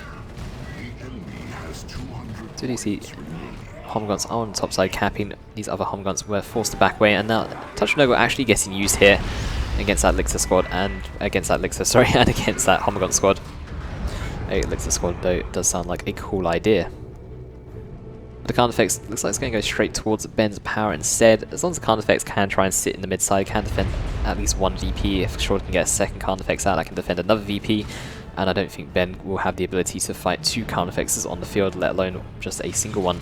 He does have a last cannon out already, but it's a bit of an awkward position to try and fight a unit since there is this massive shot blocker just outside of your base. The Carnifex can try and make use of it and hide around the corner.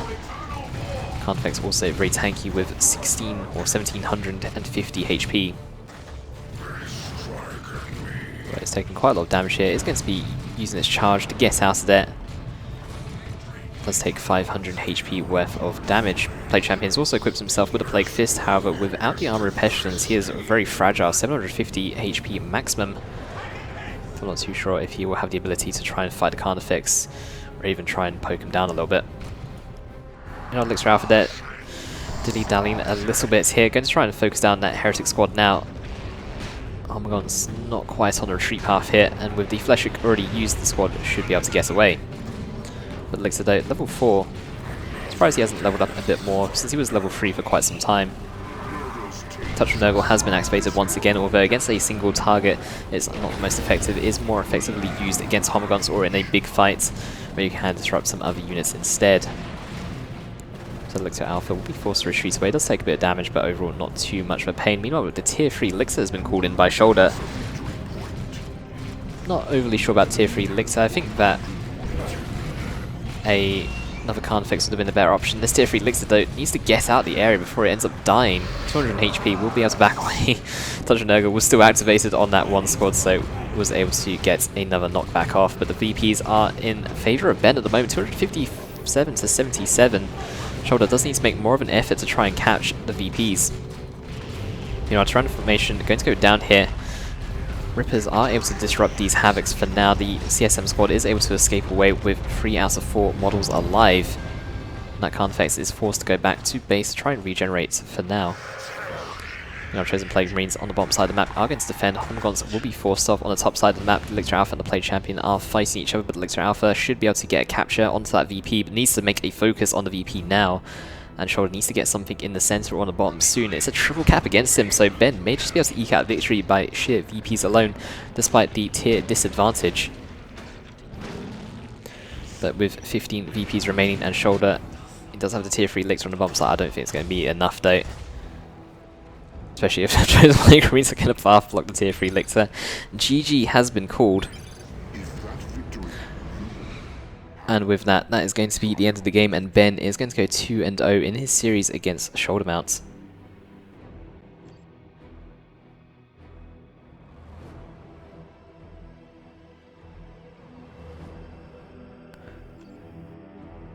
So with that, we will see Floyd potentially take over now. Floyd did say that he'd be up for playing a game against Ben, so we just need to find out if Ben is up for playing a game against Floyd at this time.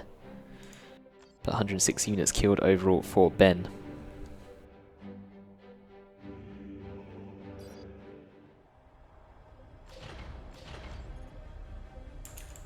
Let's send Ben a message. So Dilla said that he's not playing any games this evening.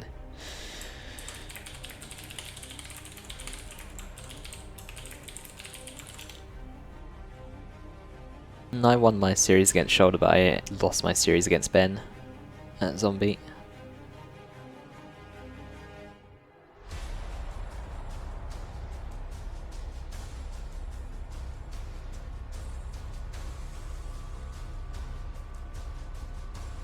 I lost to Shoulder, yeah, last league.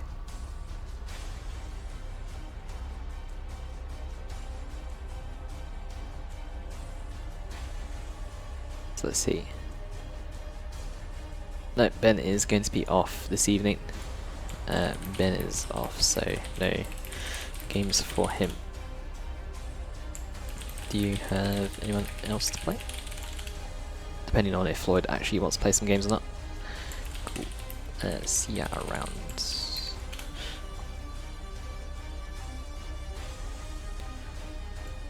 So I don't know if Floyd is still available.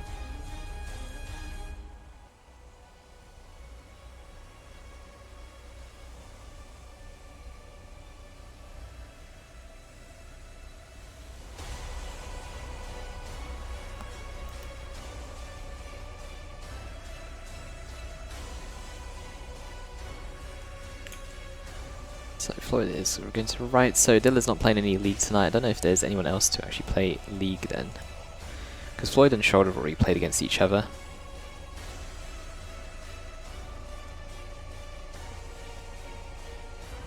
Unless Stream have you played against Floyd?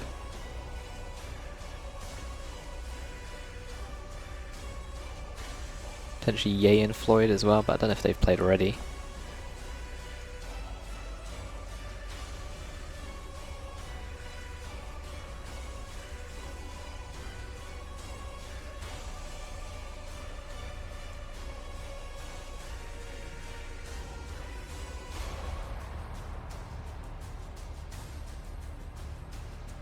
Streamer hasn't played other than Hive Minute and me. Let's find out if Streamer wants to play a game. If not, then I don't think we've got any other players.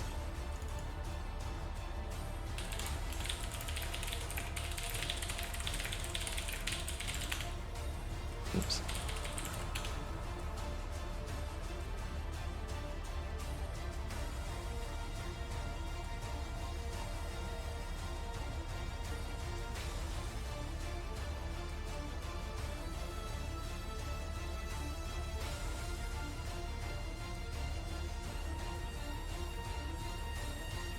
Maybe in a bit. Well, I'm going to be in bed by that sort of time. So I don't think we've got any games available. Let's have a look what Floyd said. That was just a message from earlier. So I don't think we've got any more league games for this evening, unless anyone else actually knows of any other league games.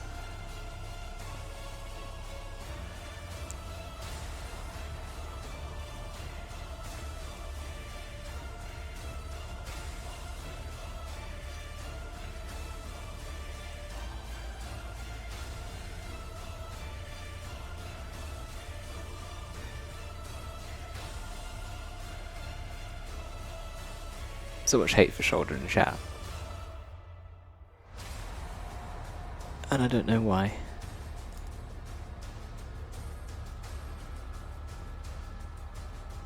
Don't know why I even bother checking that chat sometimes. So with just Floyd and Shoulder being online, and given that we've all played against each other for our league games, there is currently no one else online at the moment. Don't know if Local Ghost or Fathom or... Local Ghost offline, Fathom still offline. Who else do I need to play against? Let's have a look at the list. So Local Ghost, Fathom, I still need to play, and Broodwich, but Broodwich is currently busy. And I think those are the only 3 games I've got. There's one more game, Adilla, but Adilla's also busy as well at the moment, so it doesn't look like we have any games for myself, and Floyd and Shoulder don't have any other opponents to play against, so in that particular case I don't think we've got any games this evening, so I'll probably call an end there unless anything else is happening. In fact, I will probably just call an end there actually this evening, and then we'll probably cast some more league games tomorrow if anyone is available, and also this weekend as well. But because it's quite late, it's not too late, but because of the time, I'm going to head off to bed and get this video sorted because I still need to upload Faction Wars and stuff. And there's monthly Rumble tournament this weekend. I did say I was going to cast that, didn't I? So if anyone who wants to play in a 2v2 tournament, there is the monthly Rumble team tournament. Number 36 is a 2v2 tournament hosted by Impregnable, which is separate from the Elite League. So there are all kinds of players entering, so if you are new to the game and you're thinking of wanting to play, there is the new division as well, so you can play against players of a similar skill level. For anyone who's experienced, you'll just be put into the main bracket as per normal. So definitely worth signing up for, or at very least coming and watching this weekend. It is going to be played on the 3rd of August this Saturday. It will be started off at 6 PM British Standard Time, or 5 PM GMT, or 5 PM UTC. I'll let you guys work that out for your own time zone, but there is a thread on the forums, and you can also have a look to see what the time conversion is. But anyway, I'm going to call an end to the stream this evening since there are no more league games available. Thank you guys for watching, and I will be streaming again soon. If anyone does have any games, just send me a PM and I can always get that casted.